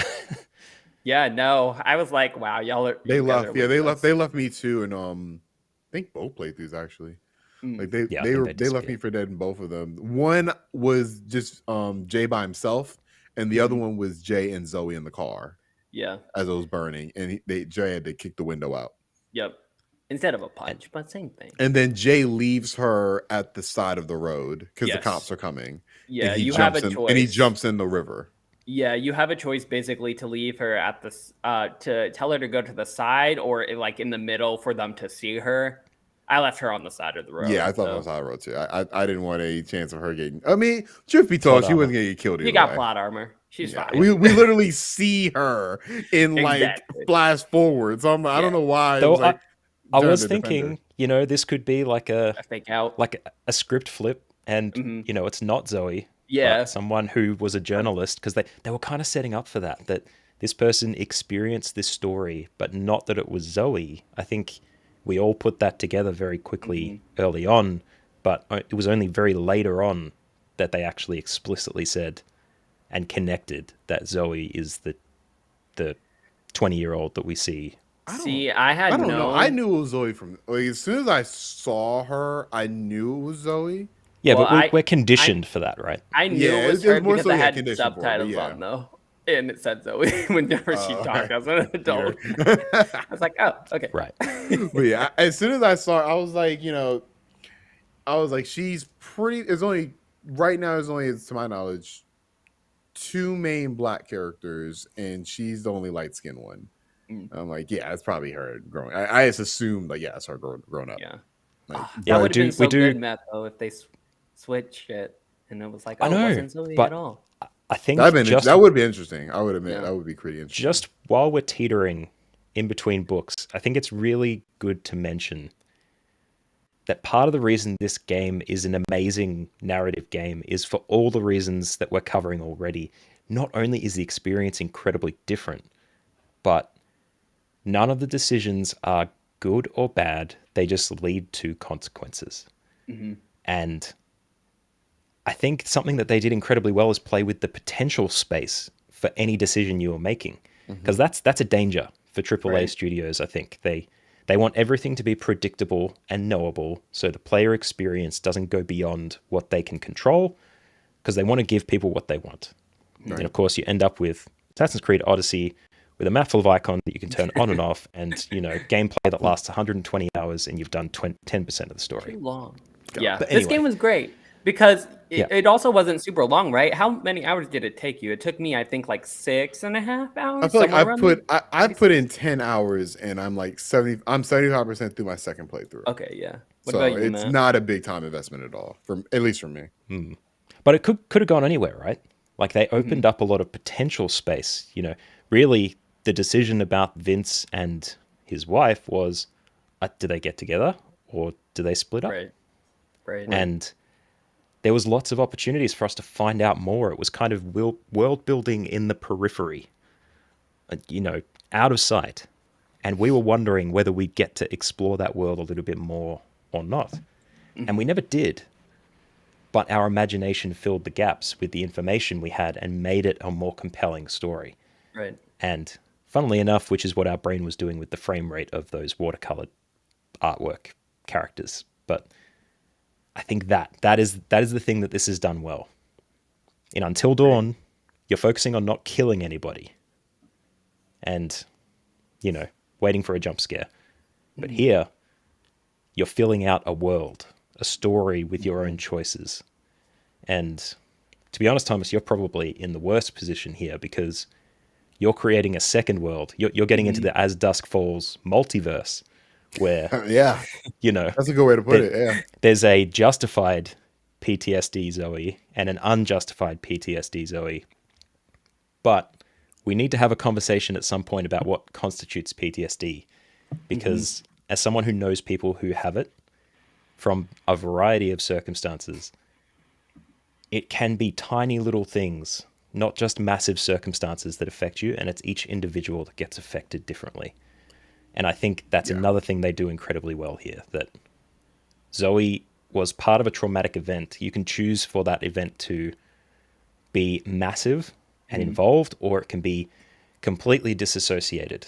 And they even allude to that with the interactions between Vince and Michelle, and even the grandfather, the knob, who says and recognizes that maybe the kid should be extracted from this situation so you don't destroy the next 40 years of her life. But, it may end up doing that anyway. I think it addresses that particularly incredibly well. I think that's a great point. And when I mean PTSD, I'm being playful. Obviously, PTSD, obviously it affects people in different ways. Something that somebody else can take might be something that would shatter somebody else's world. So obviously, from a realistic standpoint, I definitely agree with that. But it gets you thinking about it, right?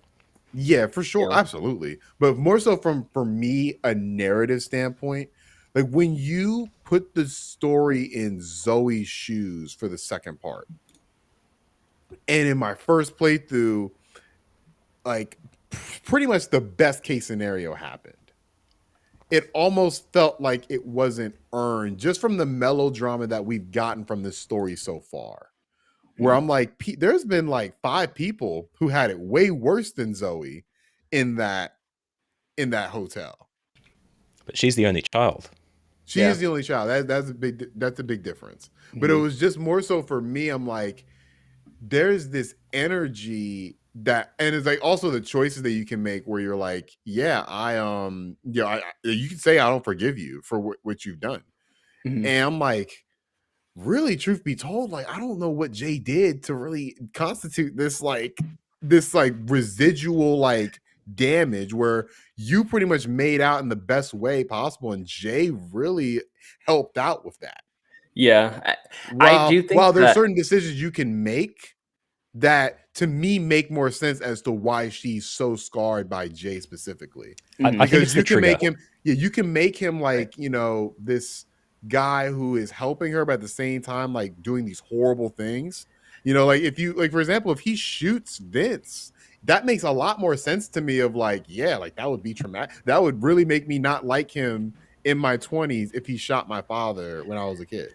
You know? To be honest, though, I think it's really interesting because at the end, I don't know if we want to skip to this, but just look from Zoe's perspective, looking at Jay. I don't think it matters if you paint him in the best possible light or the worst possible light, because really to Zoe, he is a part of that family. And the family is what is responsible for, you know, the whole hostage situation in the first place. Even though Jay was as nice to her as possible, he represents the family. And when if sh by just seeing him, like just being him there, like you associate him with his family. And because you're a part of that family, unfortunately, I'm going to blame you, Jay, even though you were nice to me. So I think it's more of that when it comes to her, the fact that she can't disassociate Jay, the good person in the entire family who ruined her life. As a very quick counterpoint to that, if you think of Zoe's experience throughout the entire thing, say in my playthrough, where, you know, she was like watching on as all some of this stuff happened, not all of it, some of it. Then she was upstairs for a significant amount of time. Like her as a character, she's not omniscient. And the parents wouldn't have shared every single happenstance with her. A lot of her experience would have been upstairs with Jay, hearing shouting, gunshots, fearful for her parents. All the while, he's just whispering in her ear, you know, I'm not going to hurt you. Don't worry about it. Don't worry. It's going to be okay. Like that as a trigger, and that being the majority of her experience, at least for some of us, can be the thing that can trigger that PTSD in her, I think. Like it doesn't have to be something that makes as much sense as, you know, correlating it with a family that was pointing guns at everybody. You know, I think it would be really hard to pin it on something specific, because in that very same spot where they were hiding, you're also tossing people out a window because of a bus fire in the lower floor. I think. Yeah. Maybe you guys didn't. Yeah. But yeah, you're I dropping didn't people get on the, I don't think concrete I got the fire the first playthrough. I think Oh, I got really? the fire the second playthrough, if I remember correctly. because you had Sharon in Really? mind, probably. You were like, Yeah, I didn't have the fire the second playthrough. Sorry, the first. well, Sharon playthrough. was The arrested, fire right? happened. Sharon was arrested in both my playthroughs. She got arrested at Paul's house, Okay. Right. but Interesting. there was no that the fire in the didn't happen. first Wow. playthrough I had. I didn't even don't- know that was an option. Crazy. That's really Yeah. cool. It's a cool game, man. That's Yeah. a cool game. Insane. Since we're in part 2 and talking about Jay, I want to talk about his little escapade after the initial car crash. I feel like the car crash has to happen, right? Oh, definitely, yeah. So after that car And crash, he meets Vanessa. yes, think that was her I name. feel like that happens no matter what. I wanted Like, to you say need- Vanessa too, so it has to be Vanessa. by Yeah, majority. okay, cool. Yep. So I will ultimately say Vanessa is probably one of my least favorite characters in this thing. Interesting. Because Why? she is the definition of convenient plot character, where it's like it's very convenient that this girl of all people found Jay. You know, like it Yeah, just that's fair. it just guess. seemed like, you know, perfect. You know, there's a couple things that happened in my second playthrough where it really showed me like, okay, like I don't hate her as a character or anything like that, but I'm not a fan of her in this story per se. Because she's just like a means to an end. She is a vehicle. Like you can Yeah. go into full survival mode in that house after you've just escaped the cops and they're on the hunt for you because you hear it on the radio in the house. You can be making the decisions for self-preservation, which means that, you know, you're not deciding whether you want to do her homework with her or not because you want to help her as a character. You're making it because you need a place to lay low for a bit longer and you don't want to get kicked out. Interesting. How did y'all feel about the father? Well, what happened in that house for you guys, I guess, is my question. For When you me, first meet her. For me, I'm playing nice with her, and then I encounter the grandmother. The grandmother turns the radio station on to the murders. I turn it off immediately. Oh, So I did not. I didn't the second time. I wanted to see what happened the second time, but the Yeah. first time I turned it off, the grandma was like, "I was listening to that," and but The kid's like, "No, your smokes are in the bathroom. Go get them." Right. she quickly moves on. She still calls you her older brother's name. In my first playthrough, I said I'm not him, and that's the end of the grandma. In the second playthrough, though, you get a really interesting encounter of the grandma like reenacting like a encounter with her grandson who's passed away, with Jay like as the grandson, like basically a little role playing thing. And I'm like, that's interesting because as somebody who's had a grandparent who had dementia, like those are two ways you can handle that situation of somebody who's going through that. You can either give them the real, or you go with it. Yeah. And so I thought it really interesting that you can choose either one, and neither one is necessary. It doesn't matter. Like, it doesn't change the story at all, but it's interesting that you have these two options that are both theoretically the right answer. Right. But you connected with the decision too, clearly, because you had that experience Just yourself. that, like, that small decision, I remember it had no bearing on the rest of the story, but I thought that was really cool. And then after that, the father comes in. You have to guess the name of the I got it wrong the first time. The school, I got it wrong too. Yeah, so he was like, I got it right because she I actually read goes everything. to Bridgeley. Yeah, but you didn't you mess up on something else earlier in book one? And all balances. I forgot. We all messed up on something. I'm going to be honest. There are a couple of things I missed getting used to the game. In the second book, I was really stuck in very late in the evening, and I was kind of like, okay, I want to see how this story plays out. This is where my gameplay fatigue for these games set in, and I was like, okay, I'm not too bothered about the decisions. I don't care about the fast reaction times. I'm just going to sit back and see what happens. And that's when I was like sitting back, something would happen, and all of a sudden, bam, do something. And I'm like, oh, pick up controller. What is it? Turn the thing around. Oh, I missed it. Oh, bugger. Yeah. Back to the house. What did you all say is the excuse to the father? I can't remember, but I was able to convince him that that everything was fine. See, I didn't. Even though I missed the name. He was I said I was a drug dealer or something, and he was like, "Get out of my house." He was just mad, and she got grounded and everything. Not to go too far, but did that impact what happens next when he goes to Utah? Next city. You know the cities. Salt Lake City, right? I think. Salt Lake City, yeah. Right. No, he came the same my first and second playthroughs. But Vanessa was still like coming, going like, "Man, my dad sucks. I want to get away from my Catholic school." Yeah, and that's part of the reason why I really didn't like her character like that. I'm just like, okay, I get your life is not great. Like, I'm not gonna try to simplify it. Like, yeah, your life is, it seems very conservative, very strict. But this dude's running away from the police, and he's a fugitive, literally. Right, and wanted for murder. And the first time I lied to her about everything. I didn't tell her who I was at all. Oh, really? Yeah, first time I did. I told her immediately. And you did? What'd you do, Matt? You didn't? I didn't tell her. No. Yeah, I didn't tell her. I told her. And she can't, but I mean, and that's part of why I didn't like, because the second time I did tell her, and it doesn't affect her decisions at all. Like, she does the same things no matter if you tell her or not.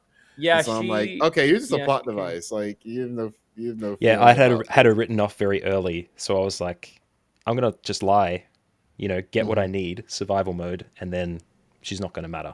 But then she ended up mattering. So did you hug her before you left? Hug her. Or did you because you have an option to either say goodbye or just leave. I kicked in Degrassi mode and did what any good, teen drama would do. I went for the bit that tells you a few seasons down the track, these characters might get together and have a relationship. That's what I stuck with. They did have a relationship for me.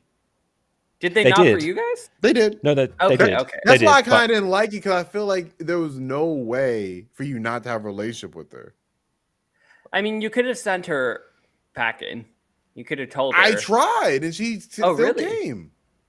What happened? How did she keep coming back? You just said go away, and she said no. Because you have to call her in Utah. Yeah, right. I'm talking about after she gets there. But that means But that means you have to get her phone number. Like, getting her phone number seems like a convincing action. Like, No, you there's a don't get her failure phone. rate You for don't that. get her phone number. He calls collect.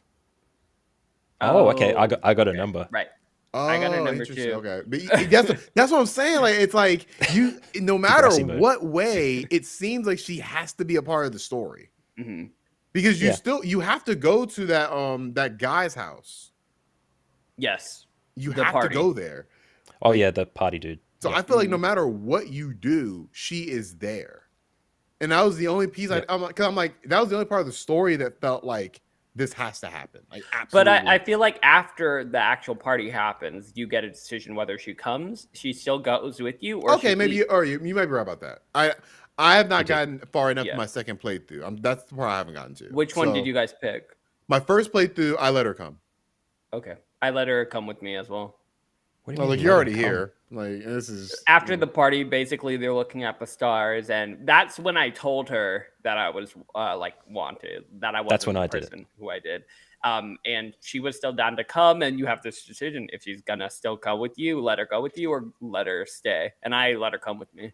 I mean, and I Me can too. excuse like some of her behavior for just being just an inexperienced teenager. I can excuse a lot of it, but a lot of it's her reasons didn't make any sense. Like, you just met this dude in like bleeding and dehydrated. Yeah. And you are all of a sudden about to get I that I just mean, didn't make sense. Like, it's the archetype, right? It's the archetype of, the girl who's lived a strict life, who wants a bad boy, basically. Who he's like And mysterious to her, even though that's what I Jay was. clearly isn't a bad boy. That's right. what I was He's saying about the mysterious. vacuum too. Like, you fill the space with whatever you think is necessary to do it. She's Mhm. an archetype, so you presume she's come from a Catholic school after she said that she was moved there because in public school she was doing some stuff. She knew Jay because they went to school together at some point, or at least Jay pretended that he did. And you start filling in that backstory, like, her family life's terrible. I Her think they mother did go to the died. same school though. I think they Yeah, did I think because they she did. recognized because that's the reason why she like brought him in because she recognized him Yeah. because she did But highlight like Oh, you're the one who interesting. was Okay. staring I in missed the that. you're the one who was sitting by yourself under the tree, and he's like, yeah, yes, that's me. that's right. She didn't know enough to know his name, and that's how he was able to finesse Dean out of that. Right Yep. before that, I do want to jump back a little bit into Mhm. before Jay left. Like, because he does find his family again eventually. After he meets her, after he leaves her Yep. house. But that is Yeah. after we have the Yes. experience with Joyce's kid finding the Yes. cabin. Yes. Which I did like. I won't lie. When I first played, I'm like, "What's going on?" Me too. Yeah. I was like, But when then is this? but I will say that's when I really did warm up to Bear a little bit and saw him as more than what I saw in the initial flashbacks because he has an Really? interesting Yeah, I moment think with that Alfredo kid. and I saw the same stuff here. Can Yeah, you I tell us didn't. what The you saw? second playthrough I think I got what y'all got. He was Yeah. really weird in that. What did you get the He was first playthrough? threatening and Yeah. saying, "You know what I Kid, do? I'm I gonna chop kill you." off little Right. kids' fingers and I You feed know, Which them she's to trying my." to scare him. you Yeah. know what is the thing about it is when it changes, he asks you like, what do you think? Because he takes out the knife for y'all, right? Right. Yep. Yep. When he takes out the knife, what you choose there dictates how the conversation is going to go.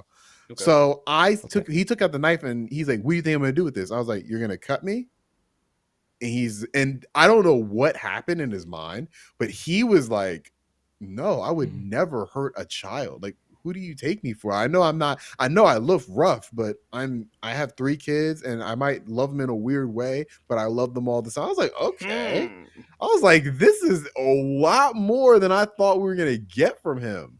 And like, it really did. And he was like really hammering home. Like, it really is for me about family. Like, I know I've messed up.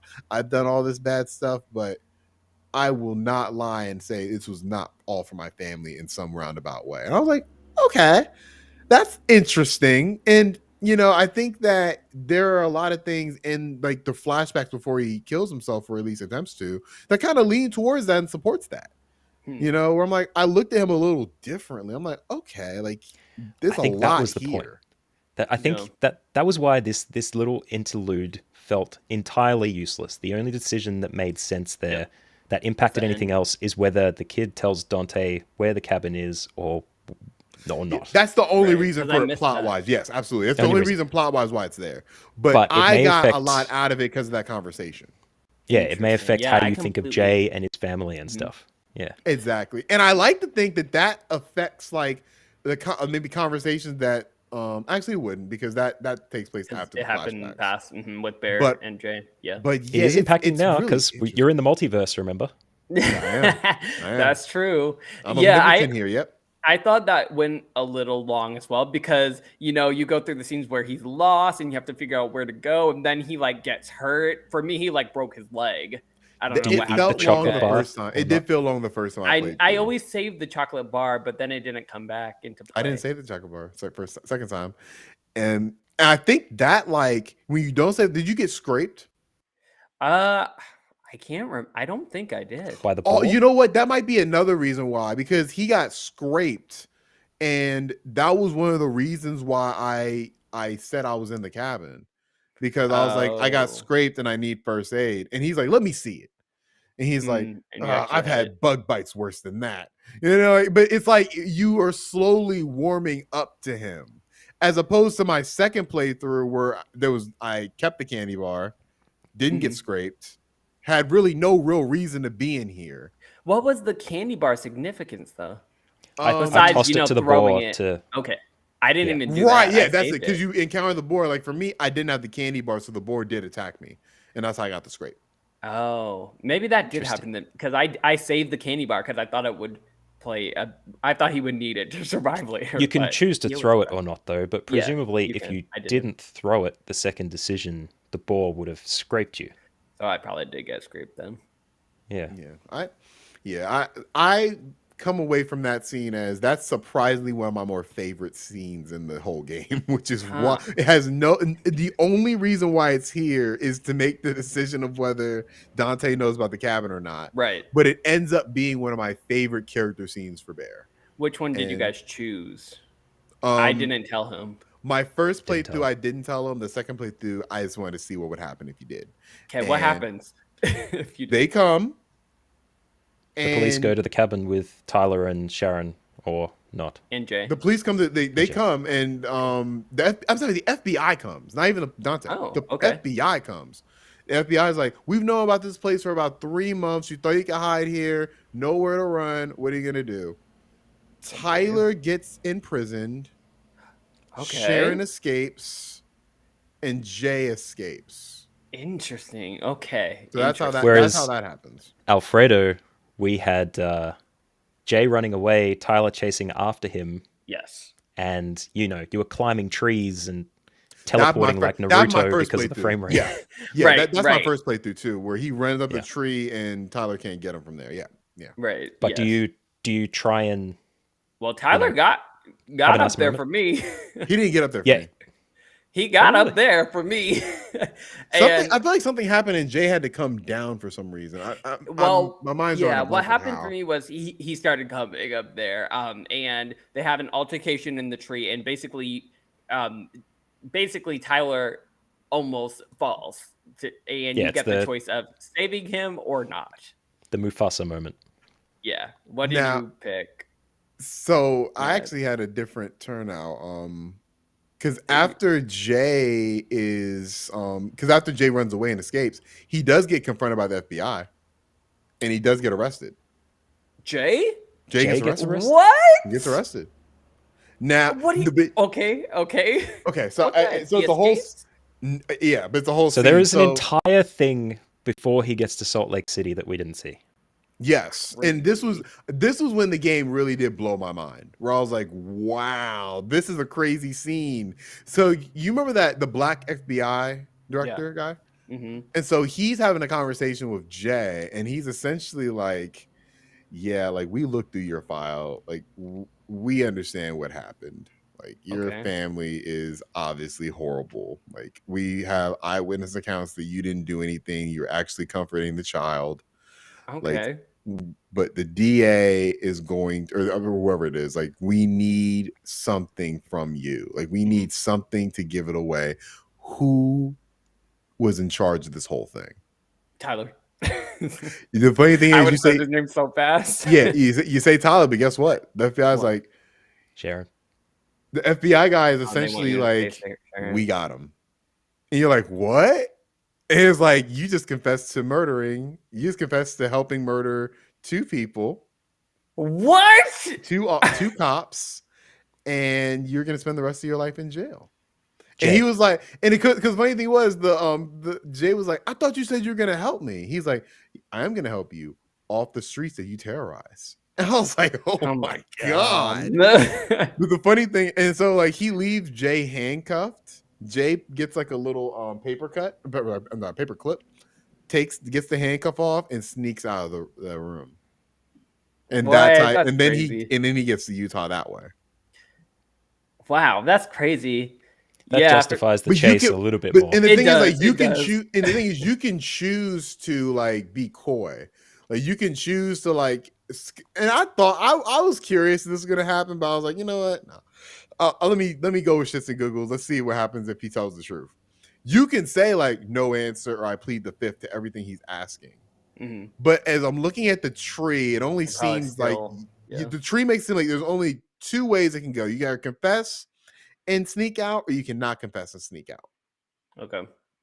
Either way, he's fucked. 'Cause That's he's like- still interesting though, how like me and Matt never even knew that was possible. We didn't know. because it was honestly, possible to without get that captured. scene, that FBI guy kind of doesn't really get many scenes. Yeah, I No, assume- he Well, it kind of felt felt like weird. a It nobody. kind of felt weird when you encounter him at the semi end. Don't you encounter him at the rocks though? Like when Just you're before going the up the crossing to rocks. Canada. and it's- Yeah, Yeah, that's what I'm saying. At exactly. that's why I said semi end. Real quick though, Matt, did you save Tyler when he was falling from the tree or not? Yep. You saved him. It was a I also nice, saved him. wholesome moment between 2 brothers.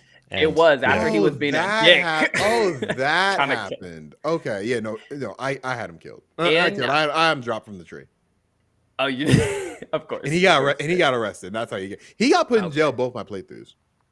Oh, he got free for me. He was Yeah, safe. Tyler was doing work on a building Yeah, site he or was something. like a construction worker or something on like a rig for me Oh, at the end of man. the He game. must be off. the But grid for did you real. guys also find out, why Tyler was always so mean to Jay? Well, I think that's inevitable. I think that's one of Yeah. the inevitable things that has to get revealed. Obviously, Jay is revealed to not be a real. I think he is a Holt, but he's not a blood Holt. You know what? I have big theories, and I think this is gonna come to book 3. Because Book there's 3? a few things that, there's definitely gonna be a book 3. Like after See, all I this is said and done. this is I would another disagree massive thing too. completely with that. I don't think When- book Well, 3. there's something that happens toward the end, and we find out Jay's adopted, right? We Yeah. also, if you interact with the grandfather's always being shady and saying stuff like, "Oh, I had a whole reason why I was coming here, why I wanted to come here in the first place," and all that sort of stuff. And they highlight that at the end, if you still have the grandfather alive. And my theory is that the grandfather is either the grandfather of Jay. I think he's both a grandfather to both Jay and Zoe, and that's how they're further connected. And I think the reason why he wanted to go to the town was because he had, a son there. I don't know if his son might be Dante or if it was someone else, but I have a feeling that they're connected more than Here's the problem. we think. You're doing the movie magic sums that we all do when we see a film, Right. I don't think the game will lean into that at all.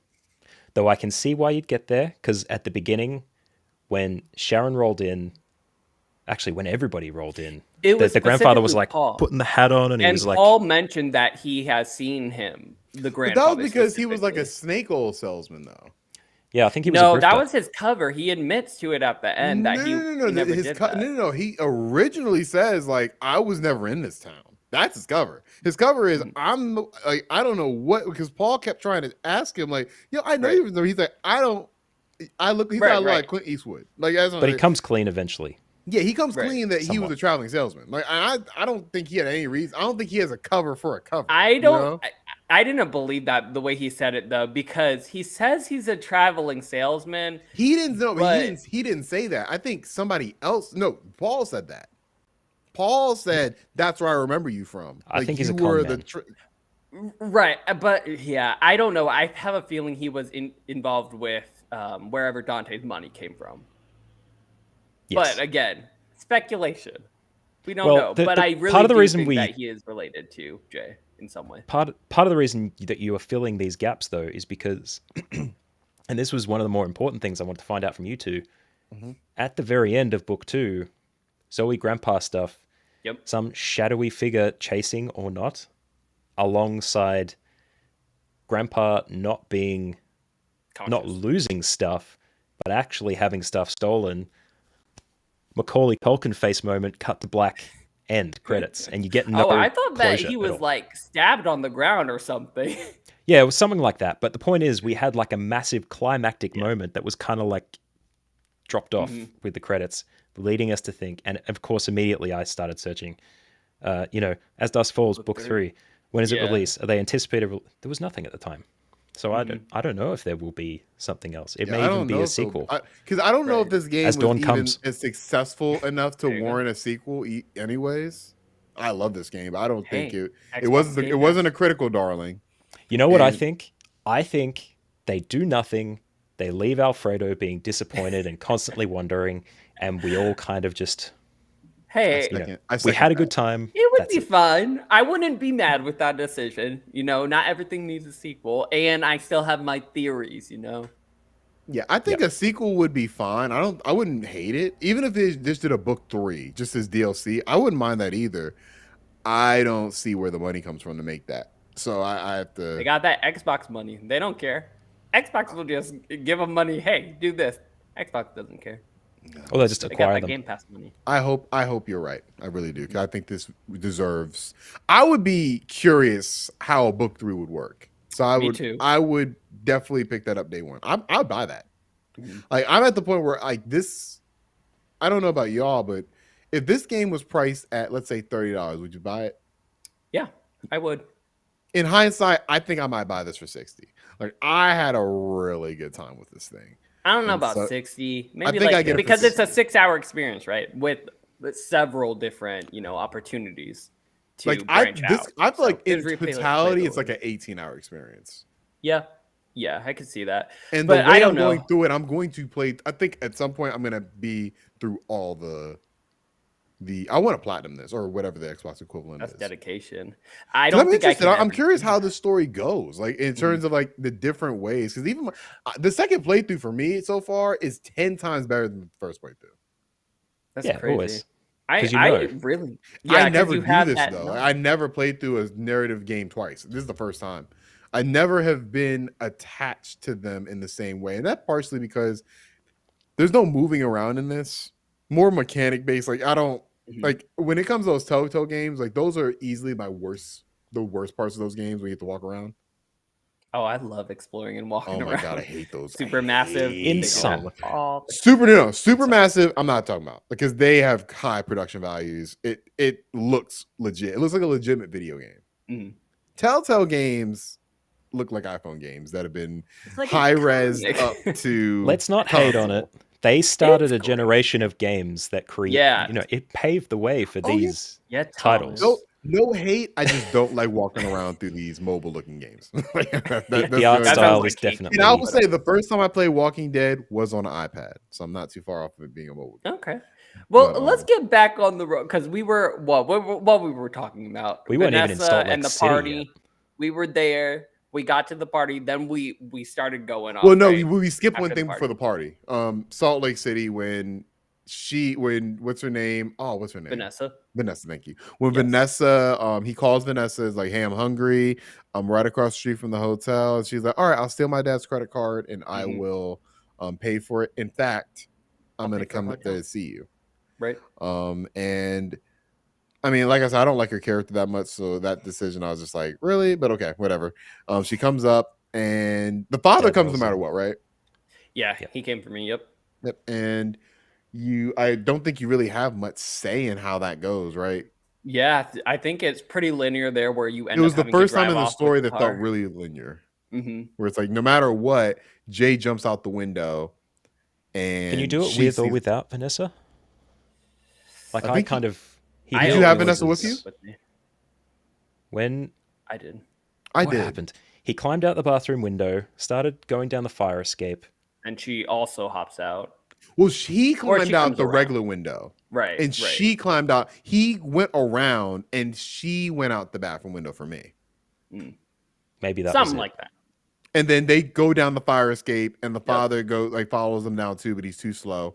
Right. They And get his car and they and drive that's off. not even his car; it was somebody else's car. And Oh, that's I because he thought it was hotwired. his. No, because remember she said in the car like, "Yeah, it's gonna be hours before they even report this vehicle stolen." Yeah, yeah, yeah. So And also suddenly he knows how to hotwire a car. Well, he he said did his say that brother. Jay taught him Yeah. one. Not Jay. His Tyler Jail. taught him one time. Oh yeah, He someone did that I say knew that. before told me how to do that. I I can do that. mean, I could believe it. Let's And call look, it this plot His skills. brother's a Ron. and this might go to my overall thoughts. Like, I think book 2 is way weaker than book 1. Like it to a Yeah, I agree. supreme degree, it's weaker.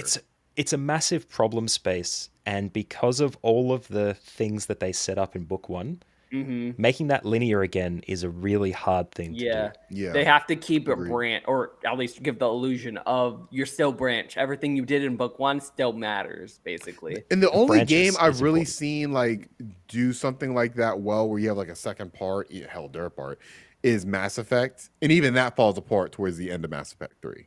Mhm. But that's the one game, and I still love Mass Effect 3, but playing through 1 recently and playing through 2 all those years when I was younger, it's like that game pretty much like from start to finish is like branching narratives, branching things. And it's like I'm still to this day impressed of how that game did that. So but for the most part with these games, like, when you have to go to a second part, Yeah. you have to, like you said, Matt, you have to get back to a linear format somewhat, and that can somewhat feel weirder since you just wrapped up like part 2. I'm sorry, but book 1, where you're like all the decisions that you've made are just cascading. It literally is. That's something really cool I want to point out too. There is sometimes you will start a chapter or whatever, and you don't even touch the game for 5 minutes because all these decisions are just like Mhm. popping off, and you're seeing Yeah. the result of them. Like Yep. it's crazy. All the little So things. cool. So cool. For sure. And then going past once you get to Utah, you hotwire the car, you're out, you're headed to the party. I didn't like that sequence either. I thought I it didn't was like it was everything fine. from the driving up until the party. Like all that, I'm just like, this is, I don't know. Like this is not hitting, because I mean, and I have to compare it to literally a standoff in a hotel. Mhm. Like that was an incredible, like just even if that was like a Netflix show, that would have been entertaining just to see how that was transpiring. Me driving with Vanessa and going to a party, I was just like, this is not interesting right now. I don't know. What if that area of the game wasn't for us? It was for Jay. Makes me think a little more highly of it for sure. What it really felt like to me was, okay, the whole time, like, how long are we going to keep up this lie before we tell her? Or are we never going to tell her? And then eventually it blows up in our face. And But they see- just kept playing with that idea for a little longer than I had hoped for. But see, the problem for me is it materialized on my second playthrough. My second playthrough, I'm honest about it, so there is no lying. Mhm. And the same things happen. The same Yeah. sequence of events happen. So I'm like, okay, well, I get, like, it literally showed me that she is just a plot device, as opposed to some of the other characters who are also plot devices. Like Bear. Like Bear is that his only purpose is to explain why the Holts are in the situation they are. But I really took to him because they had really good characterization, and he has different, like, he does different things based on the conversations you have with him. Mhm. And at least with my playthroughs with Vanessa, my 2 playthroughs so far, no matter what I do, she still likes Jay and she still wants to get out of the house. No matter what, it seems like there's nothing you can do to change that. Here it is. We're going to That complete makes this sense, metaphor. Okay. You are Doctor Strange. This is the What If series. Mhm. Does that make sense to you? Yeah, we're here. Yeah. We're here for it. Yeah. So you Oh, are. that was the whole analogy? That was the whole analogy. Have you seen the What If Okay. series? Oh, The Marvel one? I was ready. thought- Okay, I I'm thought ready. we were, Dr. I thought we were at step 2 and step Right, 3. right. So, okay, we're in spoiler territory here for the Marvel series What If, which entertains alternative versions of Captain America and stuff. But I haven't Sure. seen it, but I Okay. don't want you spoiling it. Don't No, mind. don't he's mind just if I spoil it? saying you're in the multiverse again. But I think he said we're entering spoiler territory for What If, right? yes, Yeah. Oh, okay. Alfredo, Okay. do you mind?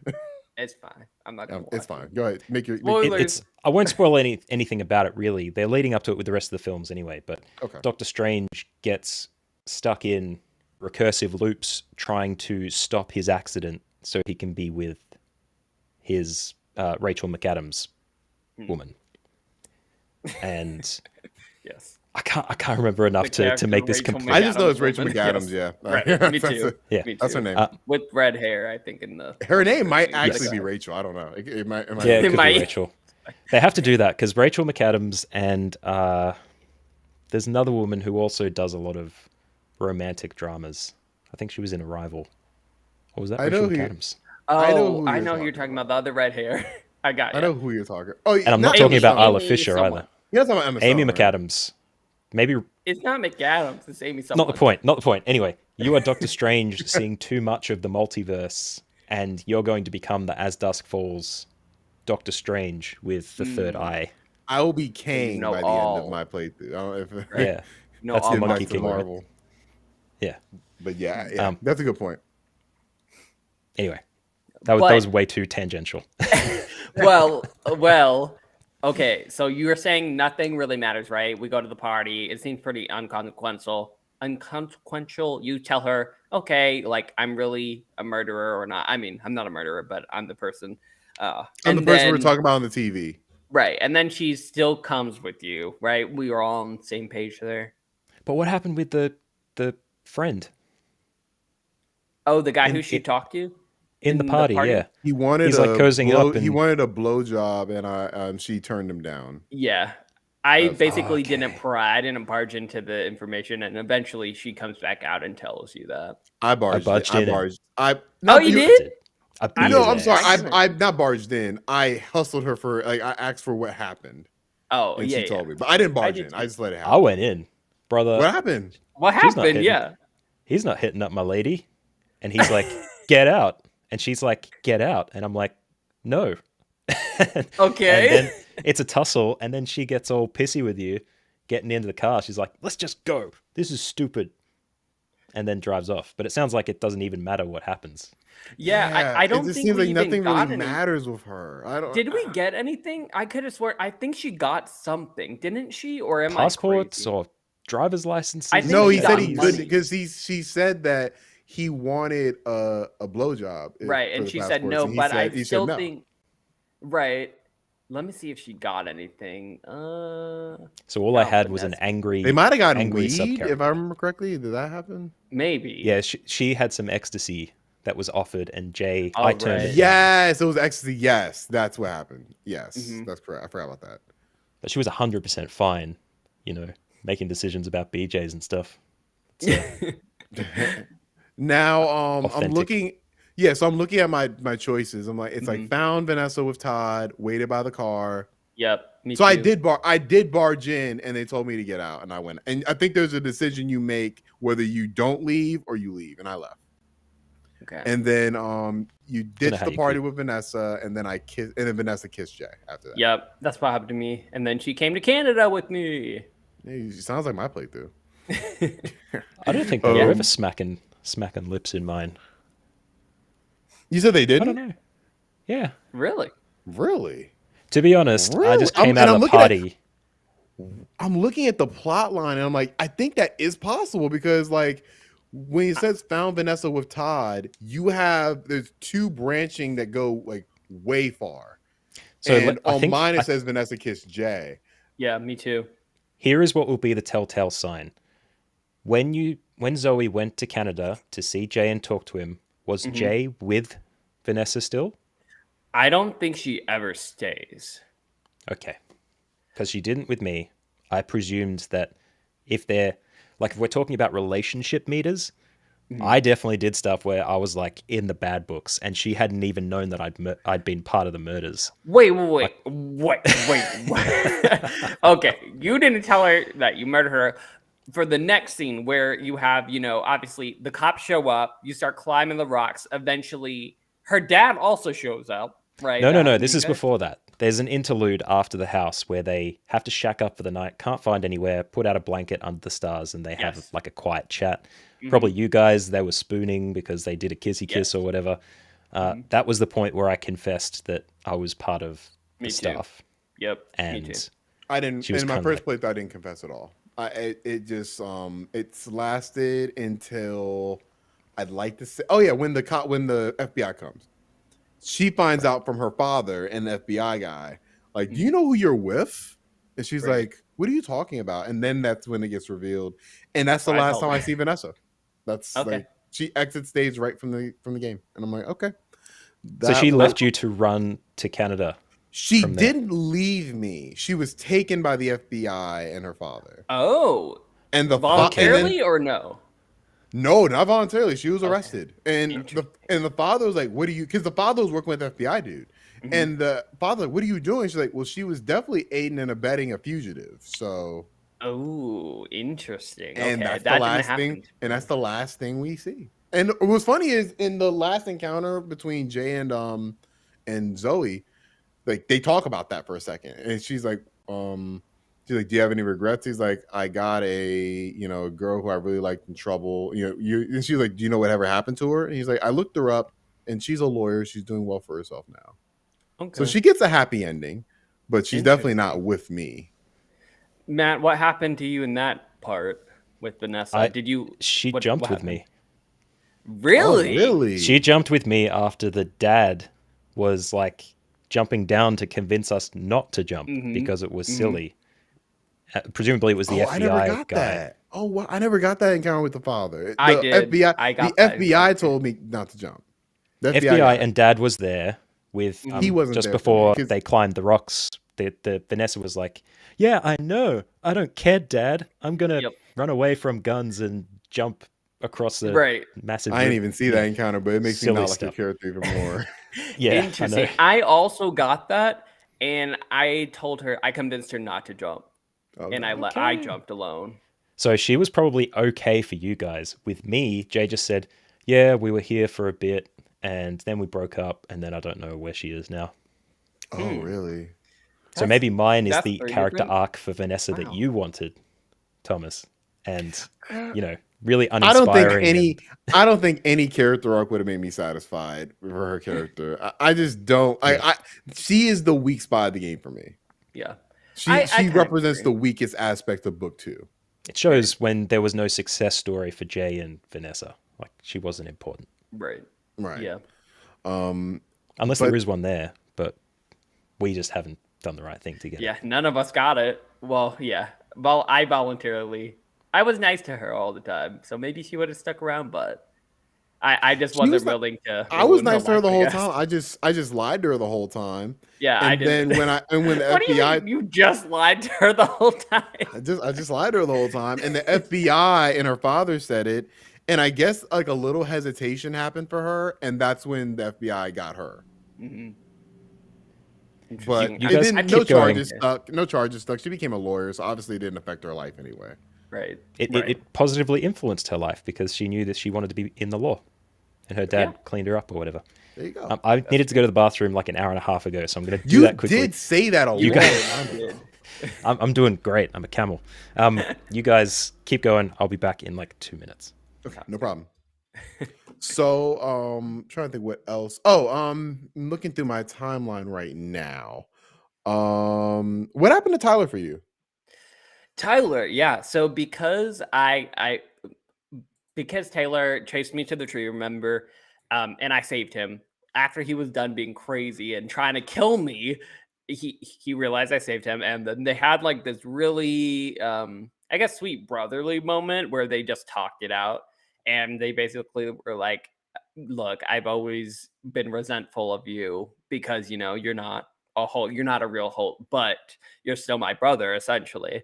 And they basically said, look, we'll just part ways and take care of the mom. I'll take care of myself, all of that. And they hugged and then they left. So after that happens, I don't see the next thing that happens is that Sharon with Paul in his trailer, and she mentions that Tyler he left, he went away somewhere. That's all she says.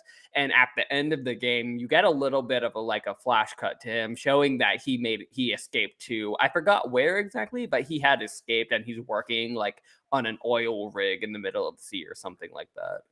Gotcha. So he made it out. I never. Yeah, he never died, but he got captured in both my playthroughs, and I couldn't give two shits.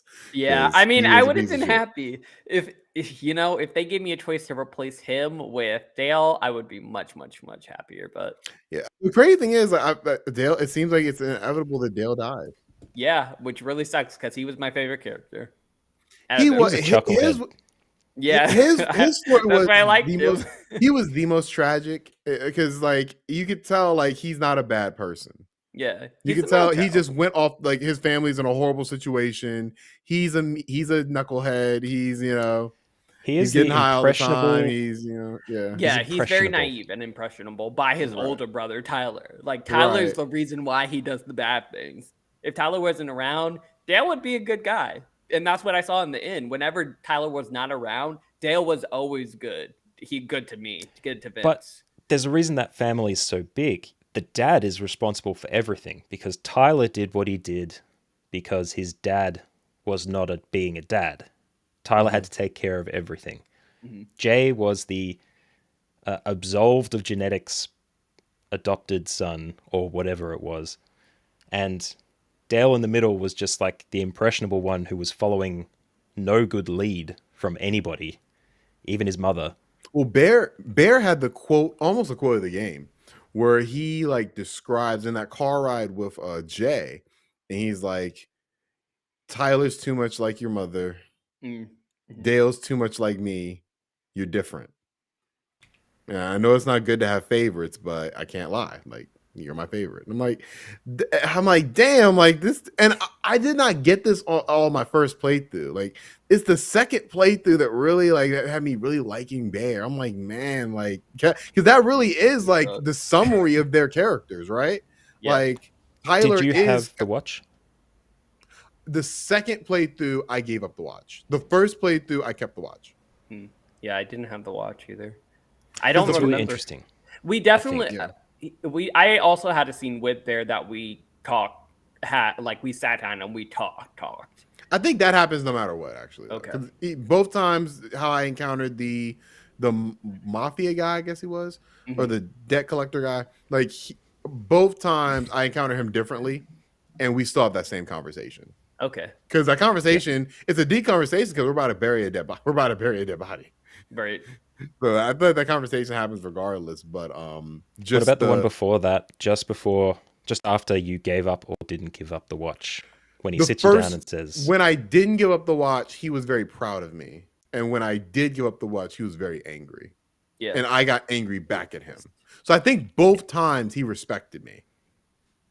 Interesting. Yeah, I kind of played my cards with Bear and Jay in that I wouldn't make a fuss. Basically, like I gave up the watch, and when he like yelled at me, I was like, "I'm sorry." Kind of. See, I never did that. I never did that. When he yelled at me for giving up the watch, I was like, "This is because of your gambling debt." And he was like, "Fair enough." Like, I think holding him morally to account is the best way. I guess so. Because I feel like he's a morally sound character who just has demons, which is different from an Bear. Okay. Like Bear is I feel like he's morally sound. He just has made horrible mistakes and he has a gambling problem. Right. That's the problem his character has internally. But yeah, I'm just taken aback by like the flashbacks. Like a lot of times in a lot of stories, like to me, a lot of times the flashbacks can really hurt a story because you're getting in dangerous territories. These were incredible.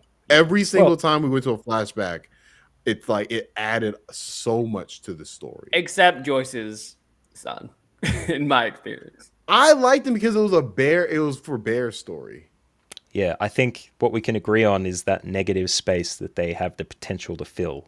Yeah. Like, this game could have been a 30-hour game full of flashbacks to, you know, fill out this story a little bit more. Yeah. You know, like the reason we hate what was it, Paul and Sharon Paul and Sharon. and the exchange with Dante, there's a whole backstory there we don't even know about. That's true. That could have fed into an alternate perspective for the events in the hotel. I mean, I think we got enough of that. The only thing I didn't like about that was us not really knowing about Sharon and Paul. Yeah, But I thought it was a really good, like, interesting plot moment where it's revealed that Paul is the one who gave her the code. Right. And cascaded this whole thing. I was like, oh, that is a really good roundabout, like, you know, full circle kind of thing. Mm-hmm. Okay, I'm making analogies my thing. Yeah. I'm making analogies my thing. Here is how I consider the negative space from the story of As Dusk Falls. Mm-hmm. I'm not sure if you still have Pizza Hut in your country as a restaurant. We do, yeah. As a restaurant? Yep. You can sit in. You can dine in. Sit at tables? Yeah, you can. I haven't been sat down in a while, right? I thought that was gone like after like 2000. I'm sorry. Yeah, I'm pretty sure you can. Maybe different in Australia again, because I think Pizza Hut still exists as a delivery, like Domino's does. But anyway, back in the day when I was young, you didn't used to go to Pizza Hut for the pizza. You went for the dessert, because they had all these machines and extra stuff you can do. Like, you do the soft serve in the bowl, and then you can pick out some jellies, and you pick out some sprinkles, and then you get chocolate buttons, and then you get, you know, gummy worms and all this stuff. Imagine Froyo today, but instead as soft serve dessert at a Pizza Hut. That's why you had a Pizza Hut party there. As an adult, you look back on that dessert and you think, I didn't need all that. It was a good experience with the soft serve and the chocolate buttons, and that's it. That's how I think that you're thinking about this game. Like, it could have been a 30-hour game. You could have had jelly and gummy worms and all that stuff and given yourself a tummy ache. But this experience as it is gives me what I need. It's good enough. I think that's a very good way to look at it, because I'm with you. I would not have liked this if this was 30 hours. Like, I don't think, I think it would have lost me at some, because it almost loses me in points now. Like, your second playthrough. I didn't need, you know, because I always didn't like the Vanessa plotline, even in the first playthrough. I didn't. You give me 8 more hours of the Vanessa storyline. So, like, I think this game, in terms of pacing and using the time that it does have, which is like we said, 6-8 hours, right? Mm-hmm. Somewhere in there, yeah. It's paced so well. Like, but it leaves enough alone that you know there's stuff happening there. Yeah. That you can think about and fill in. You know you had the option for jelly. You didn't not want to have the option for it. Yeah, but you know you won't have it because you don't need it. You want to leave a lot of things up in the air, right? When you're creating a universe. Like, not too much, but not too much. But I love Star Wars because, you know, I know that these planets are here. I don't really need to know how it got here. Like, I've never have I been curious about Star Wars as like origins, because it doesn't matter. The world's made. And I think because they started in the middle, right? I mean, it starts. Well, didn't they start at the end? Well, I guess. No, it starts in some random part of the universe that honestly we don't know, which is the beauty of it. And I think this game, not to say it's Star Wars, but I love that stormtroopers. They do. Those police. They did. That was some of the worst shooting I've seen since episode 1. But yeah, no, I think that this game leaves a lot up in the air. It introduced a lot of things. We don't get everything, and I'm fine with that. Like, I don't need to get more into why Vince got, you know, in trouble. I don't need to see how he got in trouble with the airline. I don't really need to see that. I just need to know that it happened. You know, I don't need to know all these, like, I don't need to know the other back history of the Holt family. I think we got exactly enough. Like, this game did so well of knowing what to show and what to leave up to interpretation. Right. And what to leave up to choice, too. except for the Sharon Paul thing. Yeah, I they thought definitely should have I thought that included came that. up real randomly. Like, that was a Definitely. real, because you could have at least like said something in the hotel. To my knowledge, I don't remember. Like that. I thought you meant. No, I thought that was done fine. That she brought. Okay, it comes out that they're lovers or they were lovers. I thought that was fine. What I thought was not fine was saying, okay, all we have to do is this, and we're fine, and then not letting the players see that through. The choice that you make of, okay, let's try this now To as the Cuba. player. Oh, what'd you say? Oh, to Cuba, and my phone. Yeah. Yeah, my they built out Fast and Furious Rio. Was it Fast 5? That I was going to haven't be the seen any entire. of the Fast and Furiouses. What about Fast and Actually, Furious? I've seen Tokyo Drift. That's Oh, it. okay. You've seen the best one. That's fine. The most, yeah, right. The most. I've important seen them one. all for the most part. What was the comparison? Fast 5 is the Rio heist, right? Yeah, that's the best one. Yeah. Yeah, that's what I was equating. What was the potential for Paul and Well, they Sharon and their needed that. Cuba Yeah, thing? they needed an opportunity where they could either succeed in their plan or fail, something like that. That would have been nice to have. All I'm saying. But everything else, good job. So have we So I actually guess, done a run up to the end yet? Because I don't think we've talked yeah, about I was going Zoe to at say all. that. We have to Yeah. talk about six. And I feel like Zoe's like really for the first 5 chapters until we're introduced to her older self, she's a reactionary character. Like she's not doing. There's no plot urgency when it comes to Zoe. She's just along for the ride, pretty much for the most part. Till we get But this is. Sorry, go ahead. Yeah, I was saying. I was gonna go to chapter 6. What were you saying before? Just to say that part of the reason that I think the PTSD empathy engine kind of kicks off in that last portion where I think you do get to experience what PTSD is like for her. Not necessarily the reason for it, but having the pills and then trying to find them and not being able to find them anywhere, being scared of things in the corridor, then realizing that experience was a dream, so you do all those things over again. That kind of stuff I think was more experiential than anything. Right. Like a justification for everything that happened before. Yeah, because it kind of makes those scenes specifically kind of makes you think like, okay, is somebody following her? Or am I being paranoid, or is somebody actually following me? And you don't know. Like you live at the same way that she's kind of experiencing that PSTD. She doesn't know, and she might think she's crazy. She might think someone actually is following her. But then you have things like, okay, when she thinks she does see Jay watching her outside, she rushes out in the rain, and then it turns out to be, if you do catch up to him, you do basically find it's like just this random person who was dressed up in a trench coat. So it's just things like that put you in her mindset to also question, okay, is she going through some stuff, or is she valid in that somebody's watching her? And it ultimately comes to a head where she's not sure, and she comes to realize that, yes, okay, maybe maybe I have some unresolved things that I need to work out, and that's why I need to go find Jay so that I can confront him and try to make sense of the things that I'm still scared of as an adult that maybe I shouldn't be. And so for me, during that last encounter with Jay, in my first playthrough at least, he was like really apologetic, and I'm like, yeah, you're forgiven. You're forgiven, bro. Like you didn't do anything to me personally. Like it wasn't you. I understand you were in this bad situation. And obviously that's me as the player as well. Because I played as Jay. I know Jay. Jay throughout my first playthrough didn't do anything wrong. So like I'm answering on behalf of Zoe and myself. Like I forgave Jay completely. What I'm going for in this playthrough is I want it to be a more like hard decision. That's why I kind of want things to be a little more tragic, because I felt like answering those questions to Zoe, it's like easy for Zoe. It's easy because, in my opinion, she got the best ending she could possibly have. To me, it felt stunted. It did. The talk with Jay.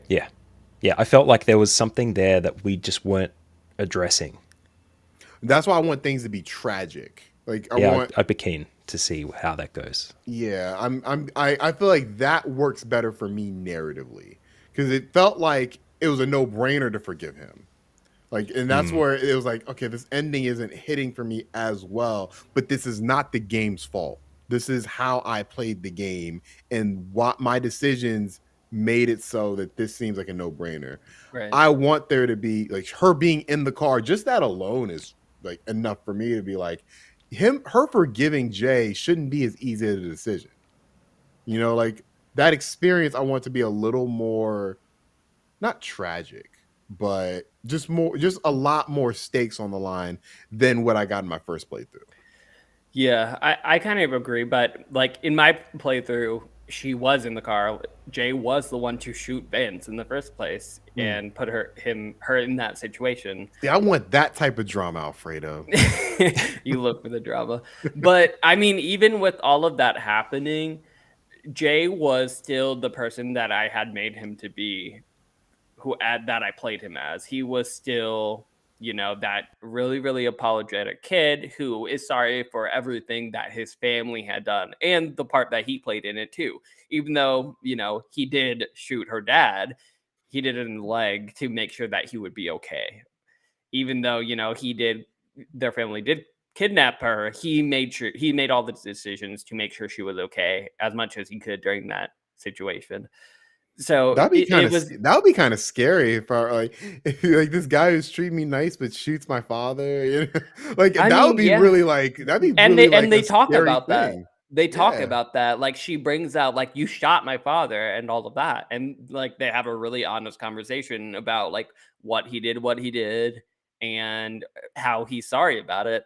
And even all of that, I was like, yeah, like I obviously forgive Jay because he's the most I feel like he's the most tragic, but I don't know if you guys had a decision, but he basically, I don't know if it was because Jay shot him and the kidnapping happened and all of that, but he had a lot of regrets, and he basically said something that led me to believe that if Zoe did not forgive him, that he was gonna follow in his dad's footsteps and try to kill himself. He said something like that was very it the conversation that we had was basically Zoe talking him off a ledge. And it was very like there was a lot of tension there because it felt like if I didn't forgive him, then that was it. That he was going to kill himself. I never got that feeling, but it might be because in my first playthrough I saved the father from dying. Mm. I'm very curious to look up now if that is a possibility, because from the conversation that I had with Jay, that seemed like that was the only alternate thing. So I'm gonna look it up real quick. Yeah, my plan is to actually do that where I don't forgive him. In my second playthrough where I did let the father die. I'm curious as to how that's going to work. Like I think I'm interested. those two things are matched up with the narrative as well, because the feeling I get when trying to decide whether that would be a decision or not is thinking about that holding people at gunpoint, and the thing that leads you to decide whether to shoot or not, or however that plays out for whichever decisions we make, is you thinking back to what he did when his dad was doing the hanging stuff.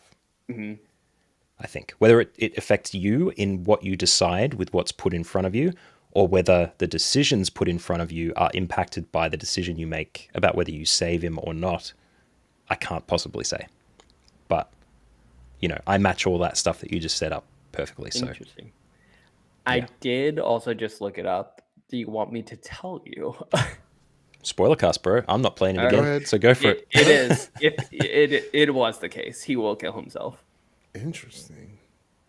Which is exactly the feeling I got. Go through my choice to blame him or not forgive him. I'm like hesitant now. I'm like I don't want Jay to die, but we'll see. Only you can make that decision. You got to fill out that branching tree, man. You got to gotta get your platinum. Eventually, it's gonna have to happen. I'm sorry, Jay. Got to get that platinum. But remember, you can go back in chapters and replay them to fill out the branches too. And also, I have to say, like, I have never played a game with a better branch system. I feel like Yeah. this is the best branch system I've seen a bunch, and I feel like Quantic Dream probably has the second best. Mhm. But this to me is clearly number one as far as a branch system goes. It's Yeah, so easy to figure out, and you can like. I don't remember a Quantic Dream per se. If you can go to like individual parts of a chapter, I don't think you can. You can. Yeah. I think you can I don't know. eventually, like after It you play had through the like. whole game, or Are we something talking like that. about Detroit? Yeah. Well, all Okay. their games, but yeah, Detroit. Let's say Detroit since the newest one. I don't Detroit think you can. had But I might be had a wrong. chapter-based system, but I think there was like 15 or 16 chapters, so there was lots of opportunities Okay. to split it up well. That makes sense. So this one you can like there's only 6 chapters, and within those chapters you can start it from so many different places to do those branching narratives without Mhm. having to do the whole chapter. To see like to get through that quicker. So Mhm. it's almost like they want you because I'm not saying other games don't want you to do it, but this game seems to take pride in try every single path Yeah. because it doesn't seem as like insurmountable as trying to do that for like Detroit. I wouldn't even imagine trying to do that for Detroit. I feel like that would take so much time because that Yeah. game Yeah, is I already started. what that game is what like how long is it? Oh, it's Pretty Just long, ages. a flat playthrough. It must be like 10 hours at least, right? at More. least. And trying to do branching, Yeah. that would be crazy. This game, I feel like I can realistically accomplish that. Honestly, if you give me all tomorrow, like doing that while I'm working, I'll probably get it done tomorrow. But what's crazy though is just briefly looking up, that scenario, whether I thought he was possible with Jay at the end. It also showed me there are because there are multiple different places that Jay could end up, and the fact that us three all had Jay at the lodge at the end after what 4 playthroughs is crazy to think about how many endings this actually has because Jay could have never ended up in Canada in the first There are place. 5, yeah, there are 5 endings. Yeah, There's he could have gone to and we have the prison. fourth of the 5th one. Yeah. Can you It's I'm choose not to assuming take one off the handcuffs? I don't think so. It felt like because it gave you the button prompts to do it, and I don't think you can just skip those, right? You can leave them. You can just I will not do try that anything. out. I feel like there's no way Jade is not like because he has to meet Vanessa. If he doesn't do that, not meet, but he has to end up back with Vanessa in Utah. Yeah, I guess the only place that he could really get caught would be right before he jumps down the waterfall, maybe. So maybe if you Yeah, fail some QTEs or too many something. But specific plot points happen after that, like in the FBI run-in, that have to still happen. He still has to find out he's adopted. That has to happen. But one thing that is interesting because apparently you could go to prison, but you can also be pardoned completely. So I'm just curious how that could possibly happen. Oh, Jay can go to prison? Yeah, and he could either be sentenced to death or he could be completely pardoned, depending on all the choices you make. I think I it's guess hard to maybe do. you can choose to leave the handcuffs on then. I don't That's know. the only way I can think think of happen. Oh, I think that's there's an ending where you get to, book 2 and you're arrested after the car crash or the cabin or whatever, and you leave the handcuffs on, hard cut, Sopranos ended credits like we had, nothing of Zoe, none of that stuff. And someone gets there and is like, wait, you see Zoe as a teenager? What happens in Salt Lake City? Like all that stuff. There has to be an ending like that in there. I can see them doing that. I I mean, can I'm see just that too. looking. I'm looking at Like the an early tree, and it's ending. like there are so many like just blank spots. There's a lot That's of the end beauty. of trees as well. Like there's Yeah, where it ends so much branches. earlier than other opportunities. yeah. Crazy. I think this is one of those games where, and it's really sad to say. I think to say this particularly because there's a game that I have that had the same thing happen to it, where what is in the common media that we all see and are aware of is the stuff that is what's hit by everybody. But there's actually like another layer down to this game that has a sub narrative in it that's a massive secret and maybe completely resolves what we thought was like an inconclusive ending to book 2, which means we don't need a book 3. There might be something in there just buried deep in the 1% of perfect playthroughs that get done with certain decisions being made that is just buried in there. And in 3 or 4 years, when the next game from this studio comes out, someone's going to data mine this game and see that there was an ending that nobody got, just like you can play two-player Punch-Out or whatever was discovered by Nintendo recently, or by some bloke. You know, people put secret stuff in games all the time. Assemblance was the game that did not get its due, and now I think I should have the reputation now as being that guy who keeps talking about that game that nobody cares about. But Assemblance was a spooky kind of recursive memory environmental puzzle game that reviewers played an hour of. They did the tutorial and didn't explore anything else. And that was why it reviewed badly or was, dismissed or passed over. But there's actually 6 to 7 hours more of that game that you'd get to if you just did a little bit more digging. I think this might be a game like that. Because 6 hours, 20 minutes. Hey, maybe I would it's a not $20 game. Yeah. But maybe this is a $60 game because there's all that $40 worth of content we haven't got yet. Right. I mean, right. Just to kind of show really quick, like, y'all see my screen, right? Sure can. So it's like, this piece is where I'm super curious, like over here. Like, what is that decision? Tracked by cops. Right here. This is where I feel like a lot can happen. Oh, wow. Let me look at mine because I also have mine up. Surely that has to be. What chapter is that? Chapter 6? Yeah, it's chapter 6. Okay, where is that? That has to be Jay gets caught by the cops. Oh, I went down there. I can tell you. Actually, there's a whole branch I didn't actually. So are you saying tracked by cops? Okay, I got the one, the shorter one. So directly down from Vanessa Caught by Bradley. That's the one I got. But I did not get the one. You got this one. Yeah, I have that tree, but I don't have the bottom one. I'm saying by cops, like right here, and I'm probably gonna replay this tonight. Actually, I don't have that. I want to know what this stuff is like, because like there's an option where you're not tracked by the cops. Right. I want to know what happens there. Like I'm super curious. I might replay it tonight because that is.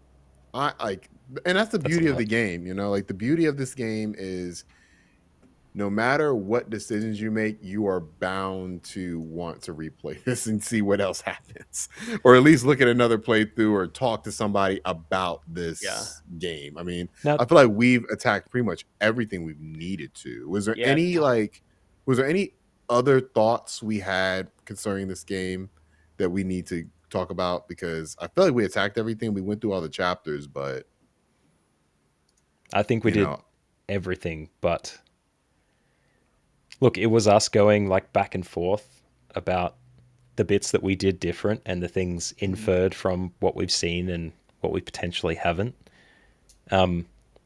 Hopefully those watching and listening have gotten a bit out of it. I think it's going to be really important that people who watch this episode have played it, because otherwise a lot of our discussion isn't going to make sense.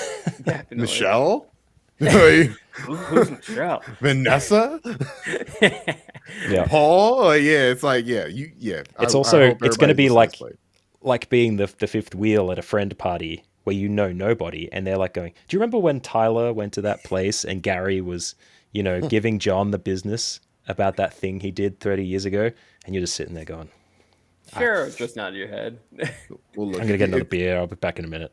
But if you have been listening, this has probably been super cathartic, like it has for me, just to be able to hear, the different things that we all were able to discover. And like I said before, there's whole trees that we didn't even discover. So there's a whole other multiverse, a whole other parallel pathway that none of us have gone through. Just super curious as to other people's experiences on this, but it's been great to be able to at least talk about it with you guys. We all learned that humans are donuts. Yes. Do we think this stays Xbox exclusive, or do we think this eventually comes to other platforms? How many years are we talking? Any amount of years? Let's say a year from now. No way in a year. I feel like we can see it on Switch. I feel like we can see it on Switch pretty soon. I feel like we can see it on Switch within a year. I don't know how it does on the small screen. And I say that as someone who now has a Switch and can respect the small screen. I think it would be fun because people could play it on Steam Deck. I'm sure there are some people who play it on Steam Deck. Yeah, Um, I don't know how. I'm sure it runs well on streams. I haven't looked, but yeah, I but think it not works. I probably think not it works as a smaller game. I think it probably would. not the best way to play it in my opinion, like you're saying, Matt. But If you have it could be done. accessibility issues, it may not be ideal. Hmm. Like And you'll be subtitles paying a 70 requirement. probably too. Yeah. Definitely. So, Yeah. but yeah, I think it's gonna be a while. I think Xbox has something good on their hands. I don't Mhm. know if they know it. Yeah. That's the main concern of whether we get a sequel to this, or even I would do a game of this style Yeah. Definitely. in a I different don't setting know. with the same level of choices. As long as it's the same level of choices and the same like branching paths and the same way they're doing that, I'm good with that. I don't need Yeah. Yeah. I don't need a sequel to this 100%. But it'd be Same. nice to have one. Yeah, this is an amazing debut game by Interior Night, Very much and so. this is one of Xbox's few studios who I think knocked it out of the park finally from one of their acquisitions. So if they can keep the ball rolling, maybe have their own supermassive or Telltale under their belt, and further explore different genres maybe, but keep the narrative driven story and choice based story going. Like I think that's their niche. That could be their niche. Make it the nemesis system of narrative story games. Mm, Like how Shadow of Mordor did the would love nemesis that. system. Everyone thought everybody would start doing it, and nobody did for Hmm. some reason. Well, hopefully that Wonder Woman game does it, but we will not know. And I think that's a great way to end it. I hope that this game gets the love I feel and I think that we feel it deserves. But I want to thank everybody for watching or listening to the Dukes of Gaming Spoilercast. I want to thank Matt for coming on. We appreciate you, man. It's been a great conversation. You can listen Yes. to us on your favorite podcast service. Watch us live on YouTube and Twitch. Leave a like, a review, a comment, anything to help support the show. Also, you see his handle at Matt Bliss Pod. Matt, you want to give a shout out? Yeah, you can also listen to my video game podcast, which is not cannibalizing yours. It's 10-minute video game news every In Monday and tandem. Thursday. In tandem. Tandem, yeah. I give you guys the stories and you have a chat about them. Yes, yes, Um, yes. But yeah, 10 minutes twice a week with a couple of extra things in the pipeline. Look for the Dead Drop 10-minute video game news on Apple Podcasts, Spotify, wherever you get your podcasts. And if not that, then hit me up on Twitter at at MattBlissPod, and I'll be happy to direct you to the podcast as well. Thanks I for having would me on, guys. Well I would said. say it's late, but it's not late for you. It's not late, but we have been talking for just under 3 hours, and that's a long Very- time to talk. Very true and Hey. well said. Can talk about video games all day long. I can at maybe, least. maybe most of the day. I don't know all day. Gotta play some But- games. Yeah, I can that's play true. games We all gotta day for play sure, yeah. games too. But also hit the bell as well to get notifications on when we drop our latest videos and when we drop them. Sorry, I don't have a camera right now. Blame Tim Cook for the battery life. But besides that, every week I want you to start your week right with the Dukes of Gaming